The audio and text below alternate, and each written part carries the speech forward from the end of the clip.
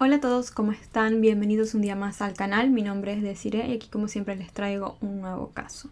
Y esta vez vamos a estar hablando de la historia de Lauren Hugelmeister, o también conocida simplemente como Lauren Hugel. Así que vamos directamente a empezar. Lauren Hugel nació el 9 de junio de 1988. Era una de las 3 hijas de Lori y Dale. Siempre se destacó por su amabilidad y su genuina preocupación por los demás, sin esperar nada a cambio. Lauren formaba parte activa de la iglesia luterana Hope, donde se dedicaba con pasión a los ministerios juveniles y disfrutaba trabajando con niños. La familia de Lauren era muy unida, pero ella era especialmente apegada a sus hermanas Beth y Brianna. Su relación con ellas iba más allá de la típica amistad entre hermanas. Eran íntimas, compartían un vínculo en verdad muy especial. Lauren además adoraba a sus sobrinos, a quienes consideraba de las personas más importantes en su vida. También tenía un cariño profundo por su perro Cooper, a quien describía como su bebé. Lauren también era conocida por su dedicación laboral. A menudo tenía hasta 4 trabajos al mismo tiempo. Trabajaba en una importante empresa de auditoría, cuidaba niños y colaboraba en la guardería de su iglesia. Así era Lauren para todos, trabajadora, comprometida y dedicada tanto a su carrera como a su comunidad. Además, Lauren estaba decidida a construir su propio negocio como vendedora independiente de Sensei, una empresa de marketing multinivel dirigida especialmente a mujeres que desean ser las conocidas propias jefas. Ella publicaba videos en línea en plataformas como YouTube y Facebook, mostrando su entusiasmo por vender estos productos. Pero en verdad, Lauren soñaba con convertirse en esposa y madre. Ese era un sueño que en verdad la llenaba de amor y de esperanza. Ella no sabía que pronto reaparecería alguien en su vida para cambiarla totalmente.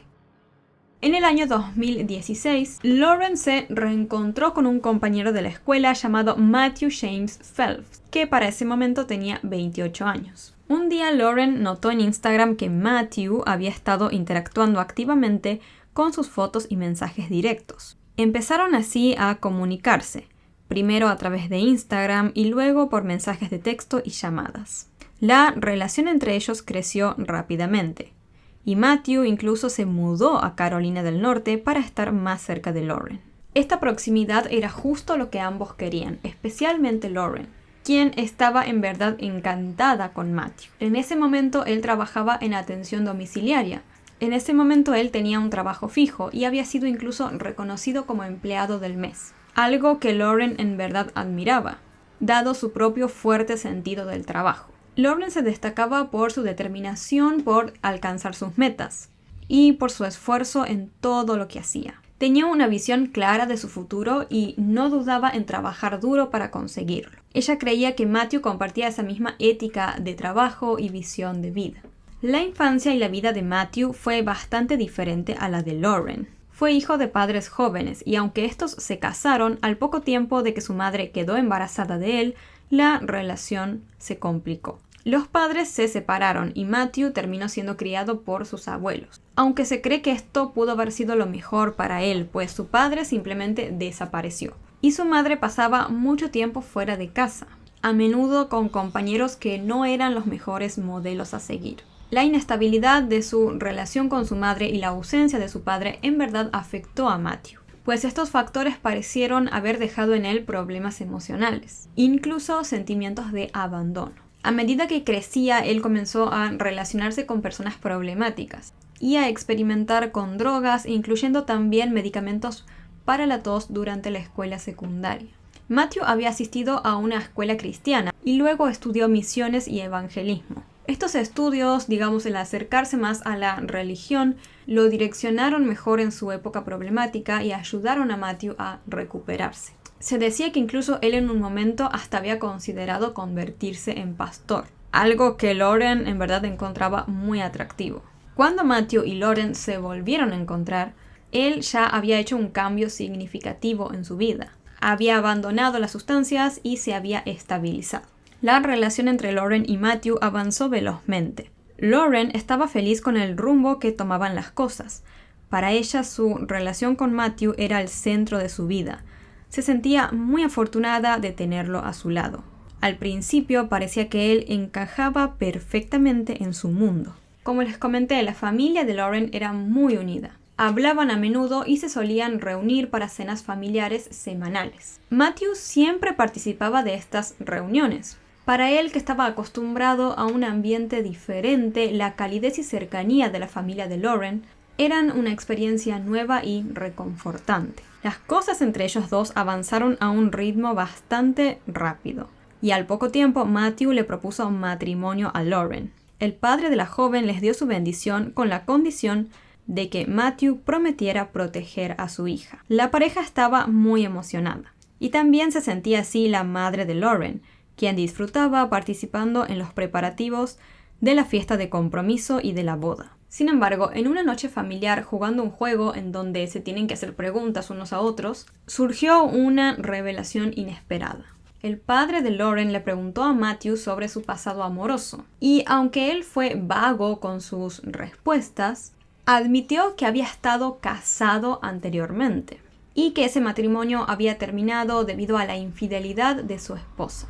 A pesar de que este momento fue un poco incómodo, la familia decidió seguir adelante y concentrarse más que nada esa noche ya en la planificación del compromiso y de la boda. Como Matthew tuvo siempre bastantes problemas familiares y estuvo dentro de todo alejado de sus padres, él solo quería invitar a 2 personas a la fiesta: a un amigo de su infancia y a otro de la universidad. Sin embargo, a la fiesta de compromiso terminó asistiendo la madre de Matthew, utilizando además un vestido blanco, algo que no se suele hacer ya que es la novia la que debe lucir ese color. Esto dejó en claro que la madre de Matthew no apoyaba esta nueva relación de su hijo. La familia de Matthew jamás intentó hacer sentir a Lauren como parte de la misma. La madre de él, incluso durante la fiesta de compromiso, pareció estar todo el tiempo como muy interesada en incomodarla. Esto llevó a Matthew a intervenir para defender, obviamente, a su novia. Y le dio a entender a su madre que no se metiera, ya que él no tenía una relación cercana con ella, porque había estado ausente prácticamente la mayor parte de su vida. Pero esta intervención de Matthew no resolvió las tensiones. Así, bajo esta situación, llegó el día de la boda. La misma empezó como un evento hermoso y lleno de amor. Pero a pesar de los momentos felices, la presencia de la madre de Matthew hizo que el día fuera más complicado. La familia de Lauren tenía como la tradición de tomarse muchas fotos en los momentos importantes de cada miembro. Y en la boda de Lauren claramente mantuvieron esa tradición. Ellos quisieron captar en una fotografía un emotivo momento de Lauren junto a sus familiares y a su esposo. Sin embargo, la madre de Matthew interrumpió este momento, pidiendo tener una foto exclusiva con su hijo y empujando a Lauren fuera del encuadre de manera grosera. Pero bueno, a pesar de estos momentos incómodos, el día terminó siendo bastante especial y feliz para Lauren. Incluso terminó describiendo a la boda como el día más feliz de su vida. Poco después de la celebración comenzaron a surgir problemas en el matrimonio. Matthew empezó a mostrar celos y una posesividad inesperada hacia Lauren, una parte de él que no había aparecido durante su relación de novios. Matthew se volvió sobre todo extremadamente celoso de un amigo cercano de Lauren. Él estaba convencido de que ese amigo tenía sentimientos hacia ella. La inseguridad así se apoderó de él.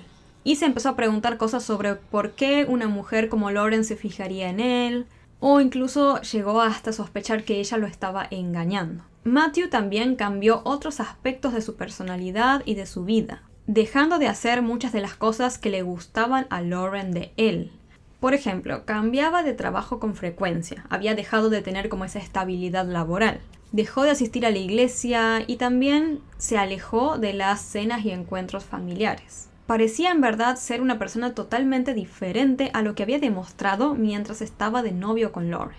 Matthew no solo no mantenía un trabajo estable, sino que también empezó a descuidar las finanzas, llegando a gastar casi $10,000 que Lauren había ganado y ahorrado con esfuerzo. Mientras Matthew actuaba de esta manera irresponsable, Lauren asumía todas las tareas domésticas después de su jornada laboral.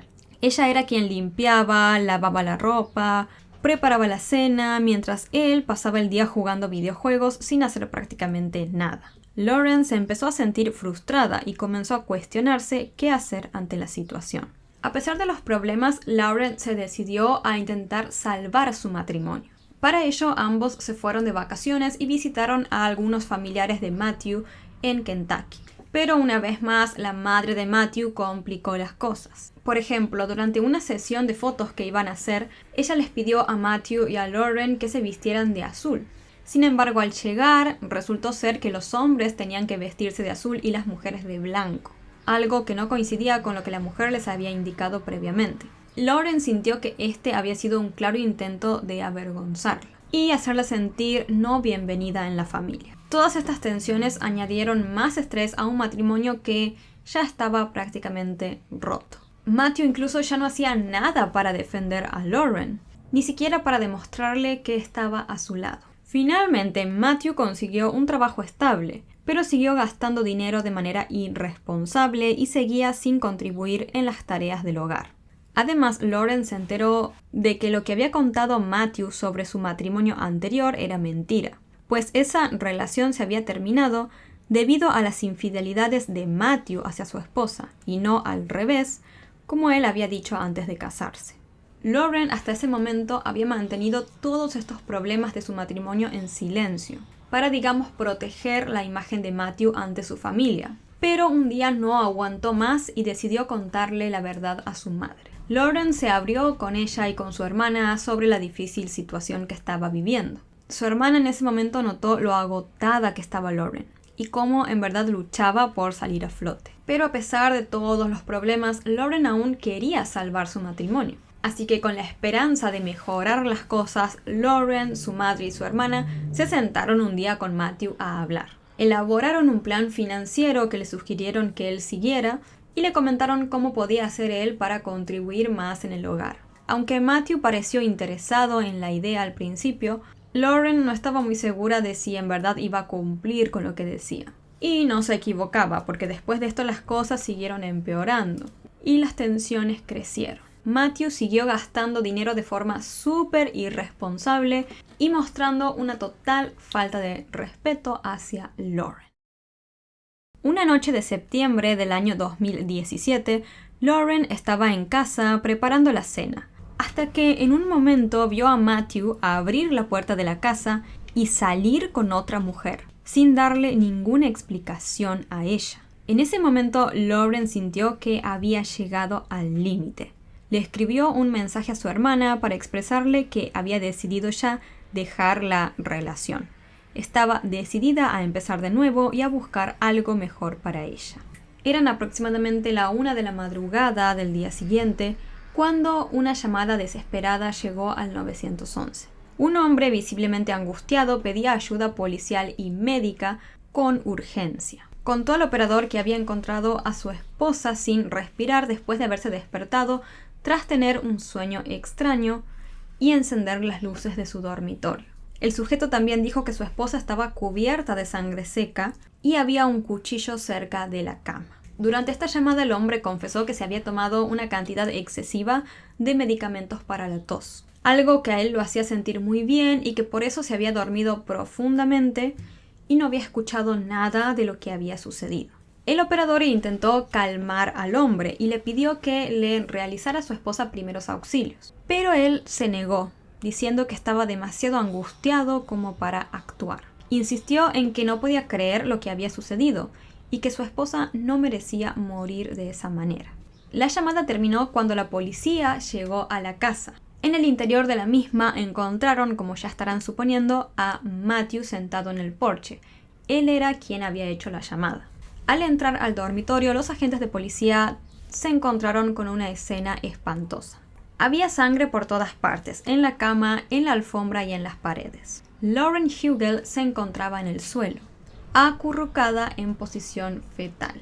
La mujer fue trasladada de urgencias al hospital, pero lamentablemente no pudieron salvarla. La autopsia reveló que Lauren había recibido 24 puñaladas y 20 cortes en la cabeza y el cuello, sumando un total de 44 heridas en la parte superior del cuerpo, Además tenía 13 cortes y 11 heridas en el torso, así como heridas defensivas en ambos brazos. En la cama de Matthew y Lauren descubrieron que las sábanas estaban manchadas de una sustancia roja desconocida. También junto a estas había un edredón gris y fundas de almohada que estaban manchadas de sangre. Se recogieron de la habitación varios elementos como evidencia, incluyendo un bloque de cuchillos, recibos, tarjetas de crédito, extractos de hipoteca, el iPhone de Lauren y la computadora de la casa.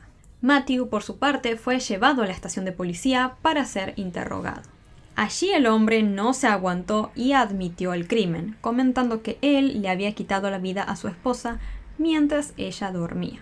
A pesar de la confesión, los agentes querían intentar entender el estado mental de Matthew. Sin embargo, parecía ser que él había estado totalmente lúcido al momento de cometer el crimen. Además, algo que sorprendió a los investigadores fue que a pesar de la brutalidad del ataque, apenas habían rastros de sangre en la cara de Matthew y solo tenía una gota en sus pies. Luego del interrogatorio, Matthew fue trasladado al hospital para someterse a un análisis de sangre. Después de ser acusado por el asesinato de su esposa, quedó bajo custodia sin posibilidad de fianza. La policía la misma noche de los hechos llamó a los familiares de Lauren para comentarles la espantosa noticia. Se cuenta que cuando su madre se enteró de lo sucedido, gritó tan fuerte que despertó a toda la casa. Lo primero que preguntó la mujer fue si Matthew había sido el responsable, y la policía le confirmó que sí. Beth, una de las hermanas de Lauren, contó que en ese momento se sintió como aturdida, como si el tiempo se hubiera detenido. No podían comprender cómo algo tan espantoso había podido llegar a pasar, especialmente de parte de Matthew, a quien nunca en verdad habían considerado una amenaza o alguien peligroso. Cuando se publicó el obituario de Lauren, Matthew fue completamente omitido. Lauren fue mencionada por su apellido de soltera y se le solicitó a los medios que respetaran esa decisión. Hugelmeyer, como podrán ver, es claramente su apellido de soltera. La noticia dejó atónitos a amigos y vecinos que conocían a la pareja, ya que desde fuera Lauren y Matthew parecían una pareja feliz y joven.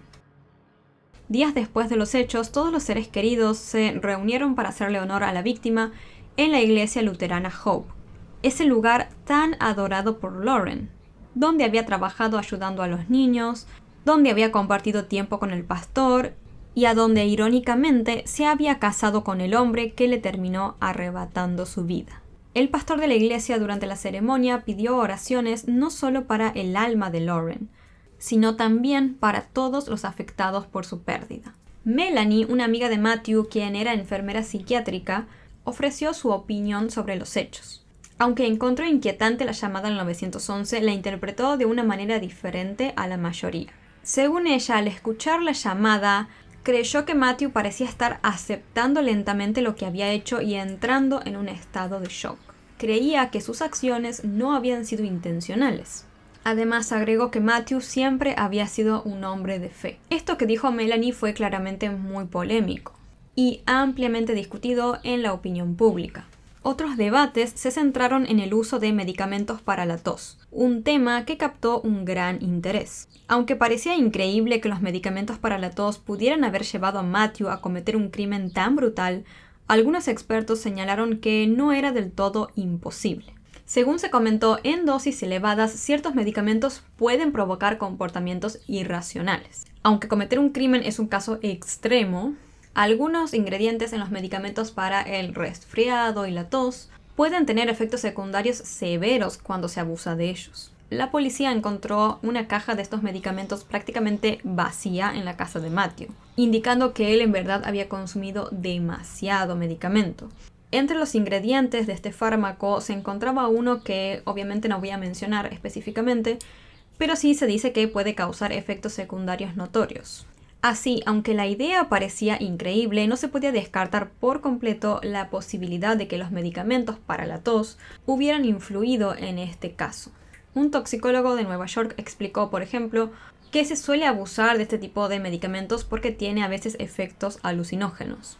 Además, otro ingrediente que también suele estar presente en estos fármacos suele provocar a veces como experiencias extracorporales y reduce la percepción del dolor. Los fabricantes de este medicamento específico emitieron una declaración en la que lamentaron profundamente la tragedia y reafirmaron que la seguridad del paciente era su prioridad y que sus productos eran seguros. Un abogado revisó el caso y sugirió que la defensa podría argumentar quizás que Matthew no tenía control sobre sus acciones y por lo tanto no podría haber tenido la intención de asesinar a Lauren. Al examinar el pasado de Matthew quedó claro que había habido una faceta oscura en él. Había maltratado a su primera esposa, después le había quitado la vida a la segunda. Digamos, claramente algo siniestro se ocultaba en él. Durante la investigación, la policía descubrió detalles inquietantes que revelaban una oscuridad que pocos conocían. Uno de los aspectos que llamó la atención y que también apareció en los medios fue la obsesión de Matthew con la película American Psycho. Aunque no es extraño que alguien disfrute de este tipo de películas, su caso resultaba ser especialmente perturbador. Al examinar a Matthew, los investigadores descubrieron que él tenía una cuenta privada de Instagram bajo el nombre de Marty Radical.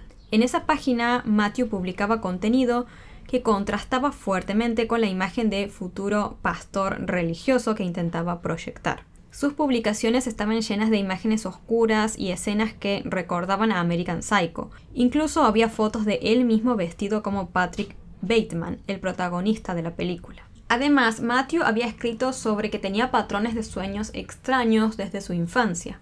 Recordemos que cuando él hizo la llamada al 911 dijo que había tenido un sueño extraño antes de encontrar el cuerpo de Lauren. Matthew contaba en internet que desde su infancia solía soñar siempre pesadillas, tenía terrores nocturnos, sonambulismo, alucinaciones y sueños extraños. En una de esas fotos de esa cuenta de Instagram, Matthew escribió: "Todos piensan que soy un asesino en serie. Encontré un ángel para matar".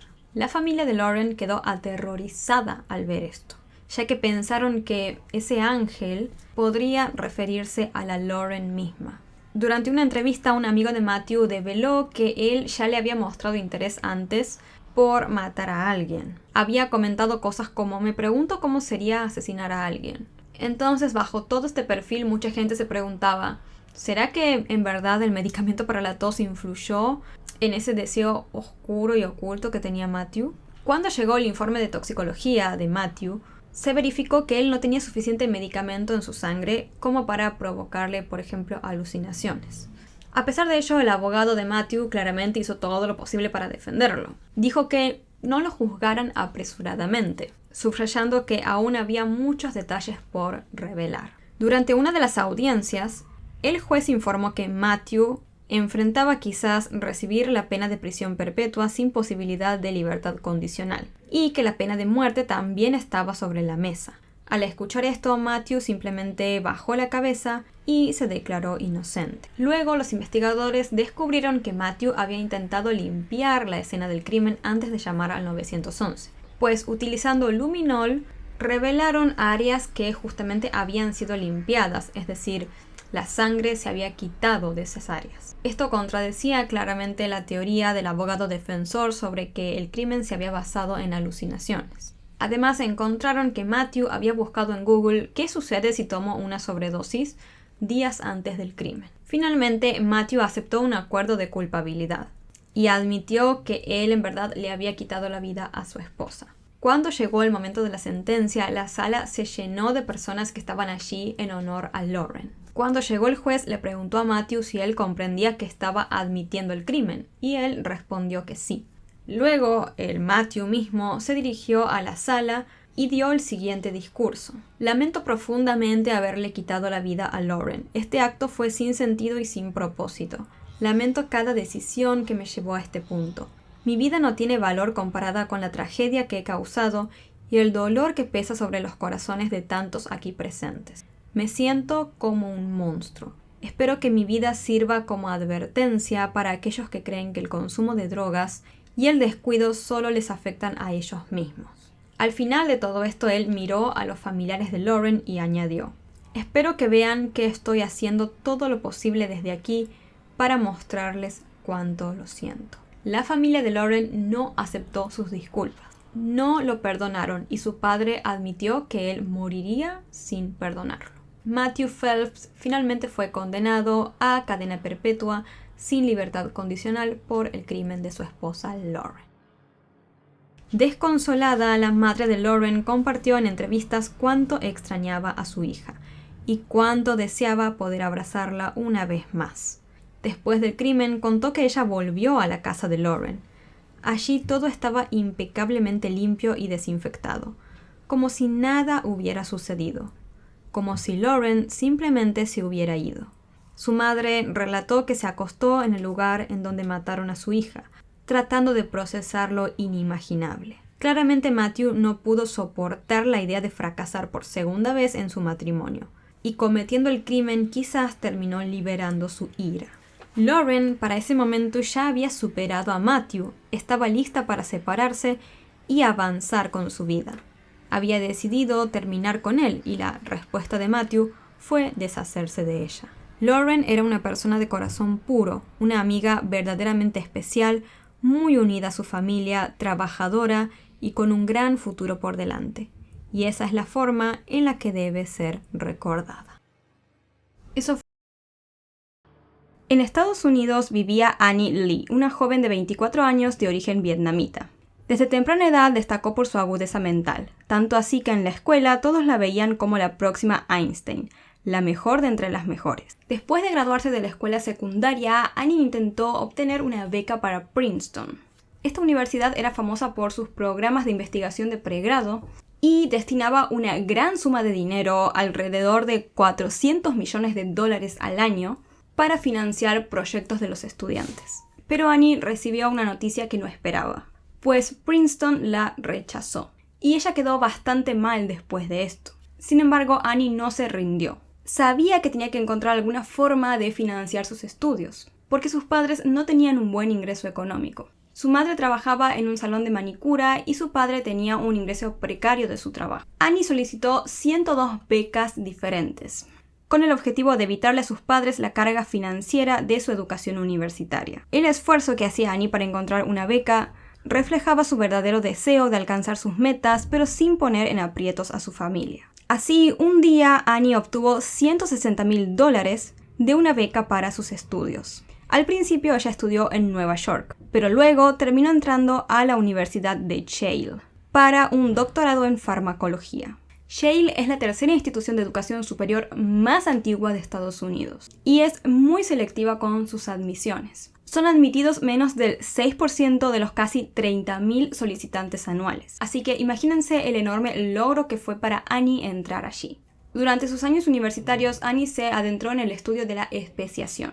Y en lo que consiste este estudio es bastante interesante. Básicamente es el estudio de cómo las poblaciones evolucionan hacia especies distintas. Para entenderlo mejor tenemos que, en primer lugar, imaginarnos a una especie de, por ejemplo, algún animal que vive en una isla. Por algún motivo esa isla se divide en dos partes, formando dos diferentes. Ahora hay una parte de esa población de esa especie viviendo en un pedazo de la isla y otra en el otro pedazo de la isla. Aunque son la misma especie, con el tiempo, al vivir en lugares distintos, esa especie comienza a cambiar. A pesar de que no hay cambios en su composición genética desde la división de la isla, las poblaciones comienzan a adaptarse a su entorno de manera diferente a lo largo del tiempo. Esto podría llevar a que quizás desarrollen diferentes hábitos alimenticios o elijan, por ejemplo, otro tipo de pareja.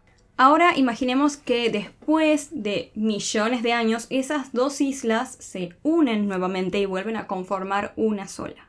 Estas dos especies que antes estaban unidas, ahora están nuevamente juntas. Pero la sorpresa es que ambas no pueden reproducirse entre sí, porque esa cantidad de años que estuvieron separadas ya las convirtieron en especies completamente nuevas y diferentes la una con la otra. Todo este fenómeno se llama especiación y es justamente un estudio emocionante que nos lleva a entender cómo la vida en el planeta Tierra ha ido evolucionando con lo largo de los años y adaptándose a los entornos. Y es justamente todo esto en lo que se centraba Annie en sus primeros años de estudios en la universidad. Después de algunos años, en 2009, Annie consiguió empleo en el laboratorio Bennett de Yale, formando parte de un pequeño equipo de 8 personas liderado por el profesor Anton Bennett, un destacado profesor asociado de farmacología en la Universidad de Yale. Annie allí se dedicaba a estudiar las enzimas y el papel crucial que tienen en ciertas enfermedades como el cáncer, la diabetes y la distrofia muscular.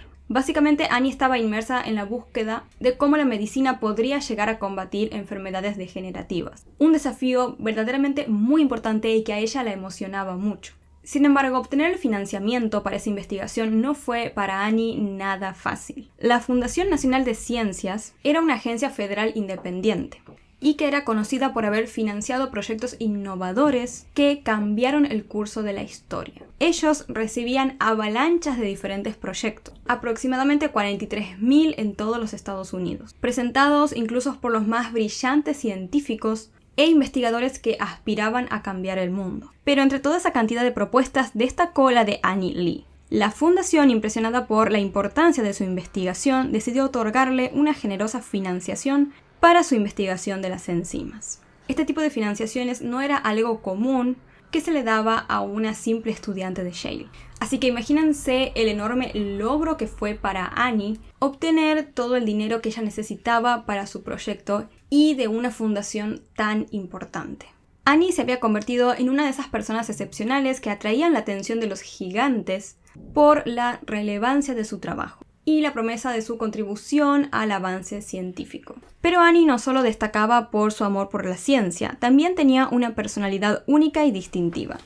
Aunque su trabajo en el laboratorio era conocido por ser desafiante, con tareas que podían incluir desde la disección de animales hasta experimentos complicados, Annie siempre destacaba ante los demás. Mientras la mayoría de las personas que trabajaban en el laboratorio optaban por utilizar algo cómodo como sudaderas y jeans, Annie solía vestirse con faldas fluidas y tacones altos. Una amiga de Annie describió perfectamente su estilo único al decir: "No conozco a nadie más capaz de usar tacones de 5 pulgadas mientras realiza una laboriosa cirugía con un ratón". Pero la vida de Annie no era solamente trabajo e investigaciones, obviamente. Cuando sucedieron los hechos, Annie estaba a punto de casarse con su novio Jonathan, con quien había estado durante varios años enfrentando diferentes desafíos. Después de obtener la beca, pero antes de llegar a Yale, Annie tuvo la oportunidad de viajar a la Universidad Rochester en Nueva York. Allí fue donde conoció a Jonathan, presentados por un amigo en común.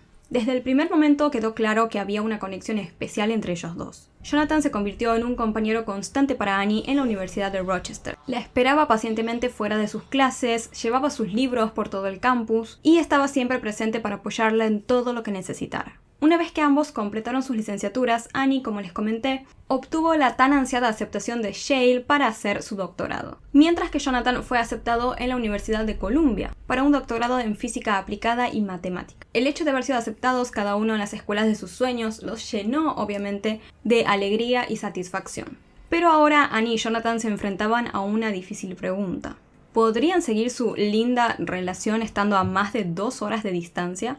Porque sí, ambas universidades quedaban justamente a eso, a 2 horas de distancia una con la otra. Ellos sabían que con sus apretadas agendas apenas tendrían tiempo libre para verse, y que encontrar momentos para estar juntos sería muy difícil. Pero Jonathan y Annie se amaban profundamente, así que juntos decidieron hacer que funcionara y acordaron tener una relación a distancia. Se prometieron el uno con el otro que se comunicarían tan a menudo como fuera posible, y que se verían siempre que pudieran. Así comenzó su aventura en la distancia. Hablaban todas las noches por teléfono, incluso si era solamente para escuchar la respiración del otro de fondo. Pero su momento preferido era cuando se conectaban a Skype y se compartían las pantallas para ver partidos de béisbol juntos. De esta manera fueron encontrando maneras creativas de estar cerca a pesar de la distancia física. Hasta que en el año 2009 Jonathan le propuso matrimonio a Annie. Ahora sí podrían estar juntos para siempre, o al menos eso creían. Annie invirtió mucho tiempo y esfuerzo en la planificación de su boda, y tenía en mente cosas diferentes a las usuales. Mientras que para muchas lo importante es asegurarse de que el vestido y el maquillaje estén perfectos, Annie tenía un enfoque un poco distinto. Durante meses antes de la boda, ella se dedicó a estudiar hebreo. ¿Y por qué? Porque parte del servicio de la boda sería justamente en este idioma, ya que Jonathan era judío, y Annie quería hacer algo especial para honrar las raíces de su prometido. Además, en lugar de seguir la tradición de recibir los típicos regalos estadounidenses de bodas, Annie propuso una opción más significativa: que todos los invitados donaran a la organización benéfica llamada I Have a Dream. Esta organización se dedicaba a apoyar a estudiantes de bajos recursos para que pudieran cursar estudios superiores. Durante su ensayo de bodas, Annie compartió con sus allegados el profundo amor que ella sentía por Jonathan. Era un amor, según ella, que iba más allá de lo que había experimentado antes. Pero ella sentía amor y estaba muy emocionada no solo por casarse, sino también estaba muy contenta por las decisiones que estaban tomando juntos. Y porque ambos estaban decididos a hacer que su boda fuera especial y significativa. Jennifer, una amiga cercana de Annie, estaba también por casarse. Ella trabajaba en el laboratorio, pero era técnica. Su trabajo implicaba tareas como limpiar, desinfectar y descontaminar habitaciones y jaulas de animales. Aunque pueda sonar tedioso, este es un proceso vital en un laboratorio de investigaciones, en donde la contaminación cruzada y los entornos estériles podrían arruinar millones de dólares invertidos en investigación. Como técnica de laboratorio, Jennifer también tenía la importante tarea de monitorear a los ratones que se utilizaban para investigación y buscar si tenían enfermedades o situaciones de estrés. Luego debía informarle sobre estos hallazgos al investigador. En el mundo de los laboratorios, tanto los técnicos como los investigadores son eslabones muy importantes. Los investigadores, como lo era Annie, llevan a cabo los experimentos, mientras que los técnicos, como Jennifer, desempeñan un papel fundamental en el mantenimiento y en la gestión diaria del laboratorio. Jennifer, como les comenté, se estaba por casar. Ella estaba comprometida con Raymond, quien también era técnico de laboratorio en Shale. Además de su trabajo, Raymond tenía otra pasión: jugar softball en un equipo llamado Wild Hots. Ahora sí, mencionado este largo contexto, pero no poco importante, pasemos al día de los hechos. El día 8 de septiembre de 2009, aproximadamente a las 10 de la mañana, Annie salió de su departamento y se dirigió hacia el edificio del laboratorio para continuar con su investigación. Una vez allí se encaminó hacia el sótano y se dirigió a una sala llamada G113, el cual era su laboratorio designado. Annie se colocó su abrigo amarillo y sacó un cuaderno de cuero color marrón, que siempre utilizaba para hacer todas sus anotaciones en cada uno de sus estudios científicos. Con meticulosidad, Annie comenzó a revisar las cosas y a anotar sus observaciones. Ella estaba trabajando con algunos ratones que utilizaba para hacer sus experimentos y anotaba cada uno de los cambios que iba viendo en cada uno de esos ratones. Esta era prácticamente una rutina que llevaba a cabo todos los días. Sin embargo, en un momento X de esa mañana en el laboratorio, Annie simplemente desapareció. Sí, así es, simplemente desapareció. Nadie más supo más nada de ella. Su compañero de piso, preocupado al ver que Annie no volvía del laboratorio ese día, fue quien decidió reportar su desaparición. El misterio de la desaparición de Annie dejó a todos perplejos. ¿Cómo podía alguien entrar en un edificio tan importante como el Centro de Investigaciones de la Universidad de Shale y luego simplemente desaparecer de la nada sin dejar ningún tipo de rastro? No había ningún testigo que la hubiera visto o hubiera presenciado algo importante. La situación de la desaparición de Annie parecía completamente inexplicable. Tenemos que tener en cuenta que estamos ubicados en un laboratorio, donde, como les comenté, lamentablemente para mí se hacían experimentos con animales, con ratones sobre todo. Pero para muchas personas que trabajaban allí y trabajaban justamente también con estos ratones, también se volvía una carga, se volvía complicado emocionalmente tener que ver a estos animalitos sufrir por los experimentos o también verlos morir, porque sí, básicamente a veces los mataban. Sin embargo, muchos de los técnicos que trabajan en este tipo de cosas cuentan que al principio es cuando más cuesta, sin embargo después no les queda de otra que ponerse como en una posición un poco más fría, porque lamentablemente para ellos es algo rutinario, todos los días tienen que ver esas situaciones con esos animalitos. Pero lo que muchos utilizan como consuelo, por así decirlo, era intentar convencerse de que cada ratoncito había contribuido a su manera a hacer avanzar una investigación muy importante. En este laboratorio que les comenté de Shale se decía que había más de 400 animales. No solamente eran ratones, también había hámsters, gatos, perros, también peces y cerdos. En la mayoría de las salas de investigación se encontraban filas enormes llenas de jaulas de acero, todas llenas de animales dentro enumerados. Dentro de aquellos muros se llevaban a cabo investigaciones que podían cambiar vidas y alterar el mundo, con cientos de millones de dólares financiados para proyectos que abarcaban desde células madre hasta inmunología. El edificio albergaba 3 programas departamentales importantes: el Centro de Células Madres de Shale, el Programa Interdepartamental en Biología Vascular y Terapéutica y el Programa de Inmunología Humana y Translacional. Este edificio con laboratorios era una instalación en donde se hacían investigaciones de vanguardia, en donde se hacían estudios confidenciales para diferentes organizaciones importantes en todo el mundo. ¿Y por qué les digo todo esto? Porque la búsqueda de Annie para las autoridades fue un verdadero desafío. La idea de la policía en un primer lugar era desalojar todo el edificio y cerrar completamente el lugar para llevar a cabo una investigación exhaustiva en su interior. Obviamente cada rincón, cavidad y orificio debía ser inspeccionado minuciosamente en búsqueda de pistas. Sin embargo, la búsqueda de esta manera no podía llevarse a cabo. Como les comenté, el laboratorio albergaba experimentos e investigaciones de inmenso valor y significado, con años de trabajo y mucho dinero invertidos en ellos. Además, había ciertas pautas que tenían que seguirse dentro del laboratorio. Y todo esto limitaba muchísimo la intervención y la investigación por parte de las autoridades. Por lo tanto, les fue imposible a los oficiales de policía desalojar todo el edificio. Solo podían investigar con todas las personas que trabajaban en el laboratorio dentro del mismo.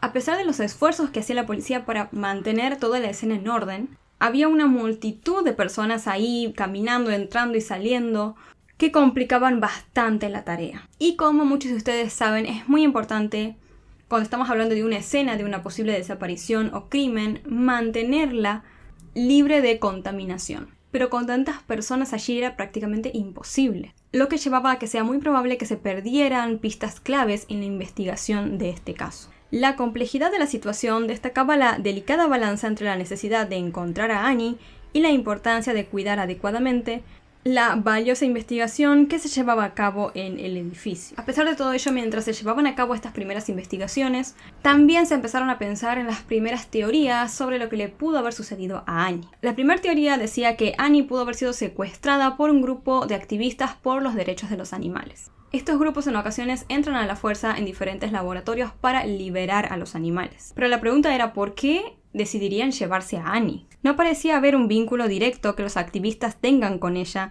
más allá de su trabajo en experimentación animal. Incluso en el mismo edificio habían otros investigadores cuyos trabajos con experimentación animal podrían enfurecer mucho más a los activistas. Entonces, ¿por qué decidirían llevarse a Annie particularmente? Además, generalmente estos tipos de activistas suelen dejar algún tipo de mensaje o de evidencia de su acción. Pero en este caso no había nada de eso dentro del laboratorio. Por lo tanto, esta teoría prácticamente no tenía ningún tipo de lógica ni sentido. Luego, las autoridades descubrieron que el edificio donde estaba el laboratorio estaba equipado con 74 cámaras de seguridad que monitoreaban cada puerta y cada entrada y salida al mismo. Estas cámaras finalmente terminaron por confirmar que no habían entrado activistas por los derechos de los animales el día en el cual Annie desapareció. Era prácticamente imposible que alguien entrara y saliera sin ser captado por alguna de esas cámaras. Entonces, si alguien se había llevado a Annie o si ella habría salido en algún momento, sí o sí tuvo que haber sido captado por las cámaras.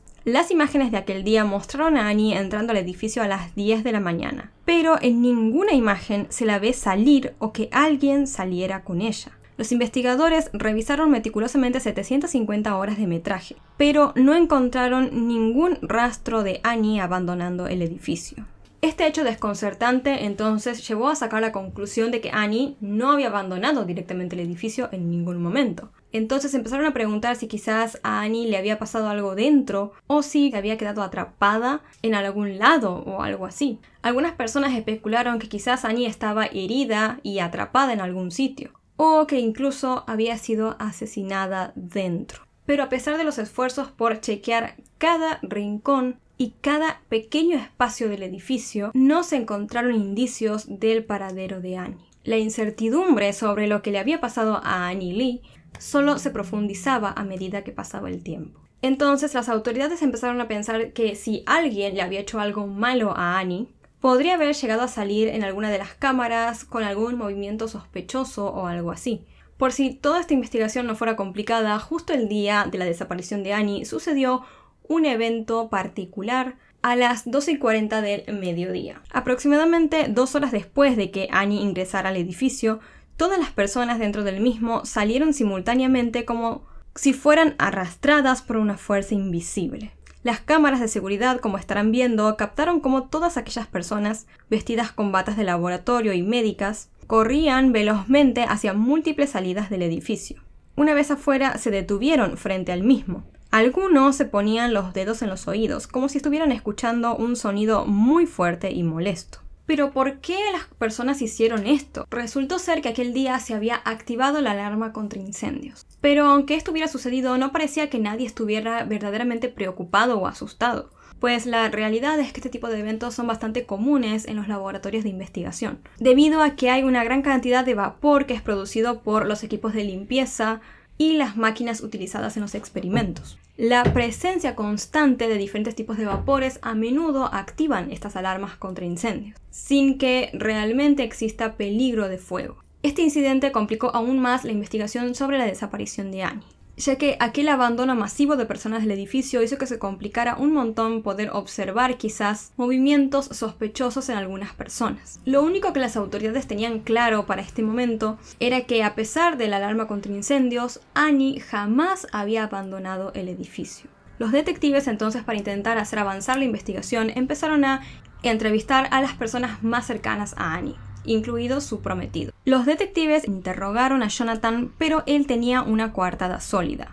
A pesar de ello, lo sometieron a una prueba de polígrafo para determinar su posible participación en la desaparición de Annie.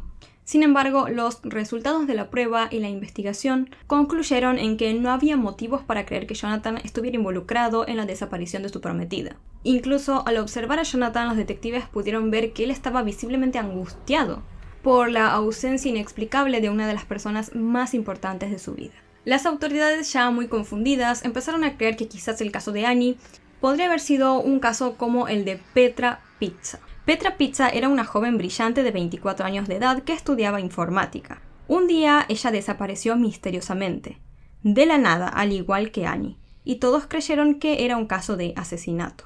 A pesar de los esfuerzos que hicieron las autoridades en su momento para intentar descubrir qué le había pasado a Petra, el caso quedó sin resolverse durante años, hasta que un día un asesino en serie confesó haberla matado, incluyéndola entre sus víctimas. Sin embargo, 33 años después, Petra fue encontrada. Estaba viva y sorprendentemente bien. Ella había huido por su propia cuenta y había cambiado totalmente su identidad. Petra nunca develó por qué decidió un día de la nada desaparecer y comenzar una nueva vida totalmente alejada de su identidad anterior.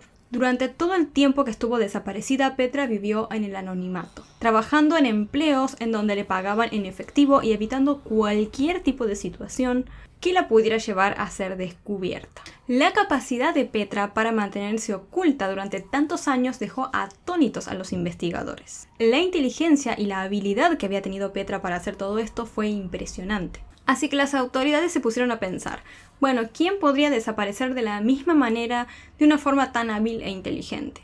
Pues Annie, obviamente, una estudiante muy destacada de la Universidad de Yale.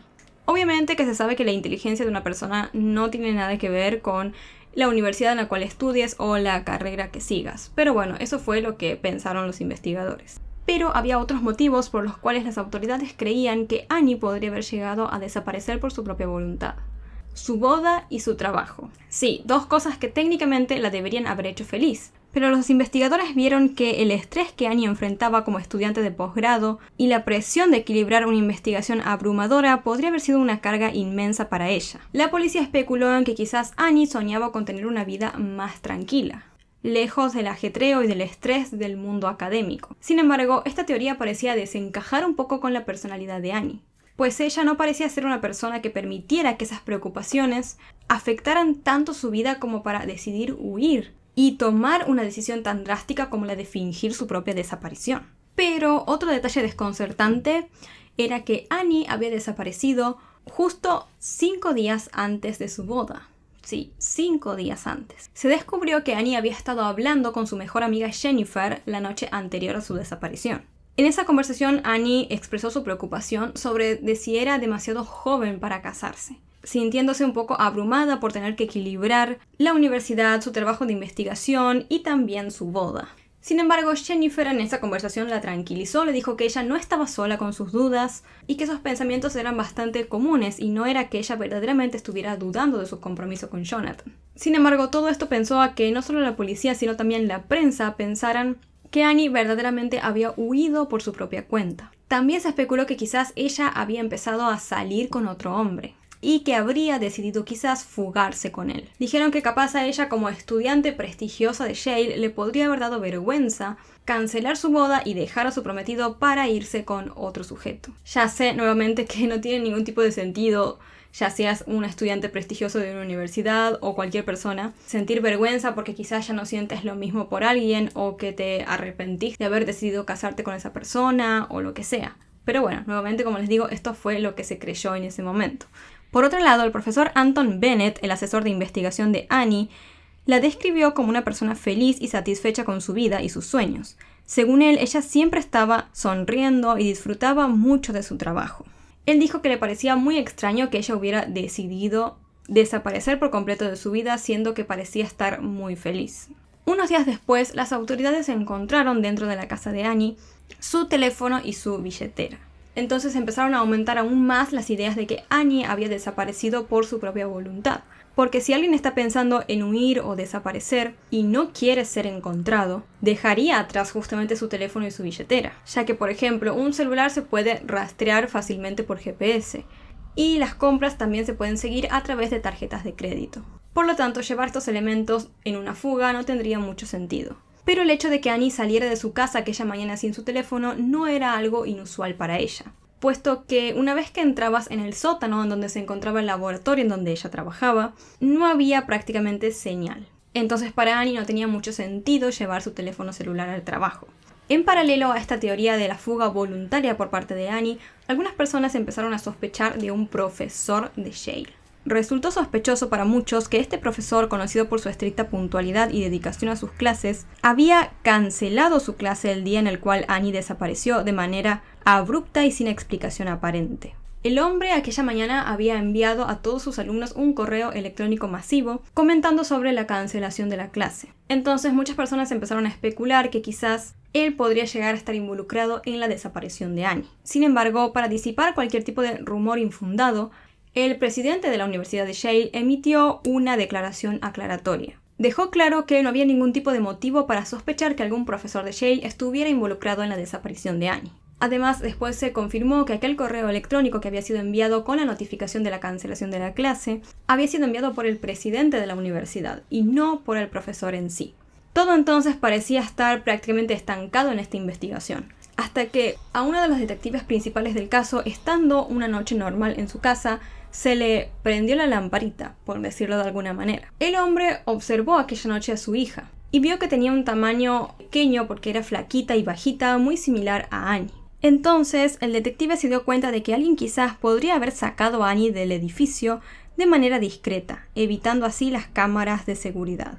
Pero, ¿cuál podría ser esta manera? Como les comenté, si una persona salía por la puerta o por casi cualquier parte del edificio, sí o sí tendría que ser captado por las cámaras de seguridad, y ninguna cámara había registrado a Annie saliendo aquel día del edificio. Así que el detective pensó que si Annie fue asesinada dentro del edificio, la pudieron haber sacado colocando su cuerpo dentro de bolsas de basura. Porque claro, las personas sacaban las bolsas de basura del edificio con normalidad todos los días y la misma después era recogida por los camiones de basura. Entonces así se empezó a considerar la posibilidad de que Annie hubiera sido asesinada dentro del edificio y que hubieran sacado su cuerpo a través de bolsas de basura. De esta manera habría salido sin ser detectada por ninguna cámara y luego los recolectores la habrían llevado y nadie nunca se enteraría de nada. Los detectives se dieron cuenta de que si esta teoría era cierta, el cuerpo de Annie sería incinerado en cualquier momento, como sucede con básicamente toda la basura, dejando poca o ninguna evidencia de lo sucedido. Las autoridades sabían que tenían que ir de inmediato a investigar en los vertederos de basura. La búsqueda intensiva entre las 3.000 toneladas de basura fue un esfuerzo agotador para la policía. Agentes dedicados se quedaron despiertos toda la noche, utilizando grúas tractoras gigantes para explorar las pilas del incinerador de basura. Los canes rastreadores también se unieron al esfuerzo, buscando cualquier indicio del paradero de Annie. A pesar de todos los esfuerzos, tras horas de búsqueda, solo se encontraron desechos del laboratorio de Yale. No se hallaron rastros de Annie entre los desechos de la basura, lo que dejó a todos los investigadores en un callejón sin salida nuevamente. Al volver al edificio de laboratorios después de la fracasada búsqueda en la basura, Los investigadores se centraron aún más en analizar las imágenes de las cámaras de seguridad del día en el cual Annie desapareció. Dijeron, bueno, si nos quedamos con la teoría de que Annie se fugó voluntariamente, en algún momento algo se tiene que ver de cuando ella salió de ese edificio justamente para empezar su huida. Pero no encontraron nada que mostrara que ella hubiera salido del edificio de alguna manera, aún revisando y chequeando las cámaras y las imágenes una y otra vez. Entonces las autoridades pensaron, bueno, vamos a ver si hay algún tipo de conversación entre algunas personas o algo que pueda llegar a ser sospechoso. Aquel centro de investigación estaba compuesto por 3 grupos distintos: los investigadores, los técnicos de laboratorio y los sujetos de estudio, es decir, los ratones o animales utilizados en las investigaciones. Pero existía como cierta jerarquía. Algunas personas comparaban el papel de los investigadores y de los técnicos como el de los médicos y de las enfermeras. Es decir, decían que los investigadores ocupaban el puesto como más prestigioso y respetado y que por lo tanto también tenían mejores salarios. Por otro lado, decían que los técnicos, si bien cumplían una función fundamental, eran mucho menos visibles, similar a lo que sucede con las enfermeras. Esta estructura jerárquica empezó a plantear ciertas preguntas en los investigadores sobre si existían quizás ciertas tensiones o conflictos entre las partes. Los detectives entonces empezaron a examinar más de cerca las relaciones interpersonales que había dentro del edificio y posibles motivos que podrían haber llevado a alguien a querer dañar a Annie. Muchos investigadores sí sentían que tenían un papel superior al de los técnicos. Y esa mentalidad generaba obviamente cierto resentimiento por parte de los técnicos hacia los investigadores. Y acordémonos que Annie era investigadora, entonces quizás algún técnico pudo haber tenido algún tipo de resentimiento o bronca con ella o algo así. Sin embargo, después de chequear una vez más miles y miles de horas de las grabaciones de las cámaras dentro del edificio, revisar los comportamientos de las personas, las relaciones y vínculos interpersonales y todo lo relacionado a eso, las autoridades no obtuvieron nada. Un día, un colega de Annie, un estudiante ya graduado, fue a hablar con los investigadores estando muy nervioso. Este comportamiento de nerviosismo empezó a levantar las alarmas por parte de la policía. Durante la conversación, el estudiante les mencionó a los agentes de policía que había encontrado manchas de sangre dentro de una parte del laboratorio. Pero no en cualquier parte del mismo. La mancha de sangre estaba en la misma habitación en la cual se creía que Annie había estado por última vez antes de desaparecer. La policía fue de inmediato hasta allí y el estudiante les dijo que la mancha de sangre estaba encima de un carro de acero. Las autoridades observaron este carro de acero y vieron que encima de él había una especie de caja de cartón que contenía algunas toallas de papel. Y distinguieron que en esa caja había ciertas manchas de sangre. Sin embargo, los investigadores no se alarmaron demasiado al ver esto, porque esa sangre podría estar allí por varios motivos. No quería decir que sí o sí fuera sangre de Annie. Por ejemplo, la sangre pudo haber venido tranquilamente de algún accidente sufrido por alguno de los investigadores que trabajaban allí. Entonces, para descubrir esta verdad, enviaron a analizar esta sangre. Mientras esperaban los resultados de estos análisis, se colocó a un guardia de policía en la puerta de esta habitación para intentar mantenerla lo más segura posible. Aunque técnicamente aún no se consideraba, como les comenté, una escena del crimen ni nada por el estilo, de todos modos se tomaron ciertas medidas de seguridad para mantener el área cuidada mientras se continuaba investigando. Durante esos días, muchos de los familiares de Annie tenían la esperanza de que ella apareciera con vida. Y como había desaparecido unos días antes de su boda, creían que quizás ella se iba a aparecer de la nada en el lugar del evento. Es por eso que la familia de Annie continuó con toda la planificación de la boda. E incluso muchos de sus familiares viajaron desde otros países y demás para llegar al evento. Ellos de verdad se aferraban muchísimo a la esperanza de que Annie iba a aparecer ese día, que ella iba a llegar para estar presente en su propia boda. Pero llegó el día de la boda de Annie y justo ese mismo día las autoridades hicieron un descubrimiento que cambió por completo la perspectiva de este caso. Los detectives en sus investigaciones aquel día ingresaron a una habitación llamada G22, que era un cuarto de almacenamiento ubicado a unos cuantos pasos de la habitación en donde había estado Annie por última vez, y donde también se habían encontrado aquellas manchas de sangre. El objetivo de las autoridades al ingresar en esta habitación era chequear nuevamente todo el lugar en busca de cualquier tipo de pista. Y en esta ocasión encontraron algo sorprendente. Hallaron una pequeña perla o cuenca de un collar, y era justamente del collar que Annie había utilizado el día en el cual desapareció. Pero ¿por qué el collar de Annie estaría roto y sobre todo por qué estaría una parte de él en esa habitación? No había ningún tipo de motivo aparente para que Annie pudiera haber querido ir a esa área, ya que era una habitación que se destinaba principalmente a almacenar suministros. Y ella tenía todo lo que necesitaba en su laboratorio, no tenía necesidades de ir a buscar nada a ese lugar. Luego los investigadores cerca de esta área también hallaron unos pantalones deportivos manchados de sangre. Todos estos hallazgos ya eran bastante preocupantes, así que después de esto las autoridades se dedicaron a pleno a investigar única y exclusivamente dentro de ese cuarto de almacenamiento. Hasta que algo muy particular le llamó la atención a algunos de los investigadores. Descubrieron que había como una especie de placa en el techo que estaba ligeramente torcida. Con la ayuda de una escalera, un detective empujó esta placa del techo y descubrió que había allí un espacio oculto. Dentro de este espacio hallaron un calcetín blanco y un guante azul, ambos manchados de sangre. Este hallazgo ya dejó a todos los investigadores totalmente preocupados, ya que todos estos elementos sugerían que algo muy perturbador había sucedido en ese cuarto. El edificio se empezó a llenar de investigadores y policías. La presencia de más de 100 investigadores dentro del mismo reflejaban la urgencia que había adquirido este caso. Los oficiales también llevaron a un perro rastreador, un ovejero alemán llamado Max, a investigar en aquella área del laboratorio. Max llevó a los investigadores directamente a uno de los baños del sótano, que estaba justo enfrente de este cuarto de almacenamiento. Una vez allí, Max se detuvo y se sentó en medio de un cubículo del baño, indicando claramente que había detectado algo importante allí. Pero los investigadores estaban perplejos, ya que Max se encontraba como mirando directamente hacia una pared.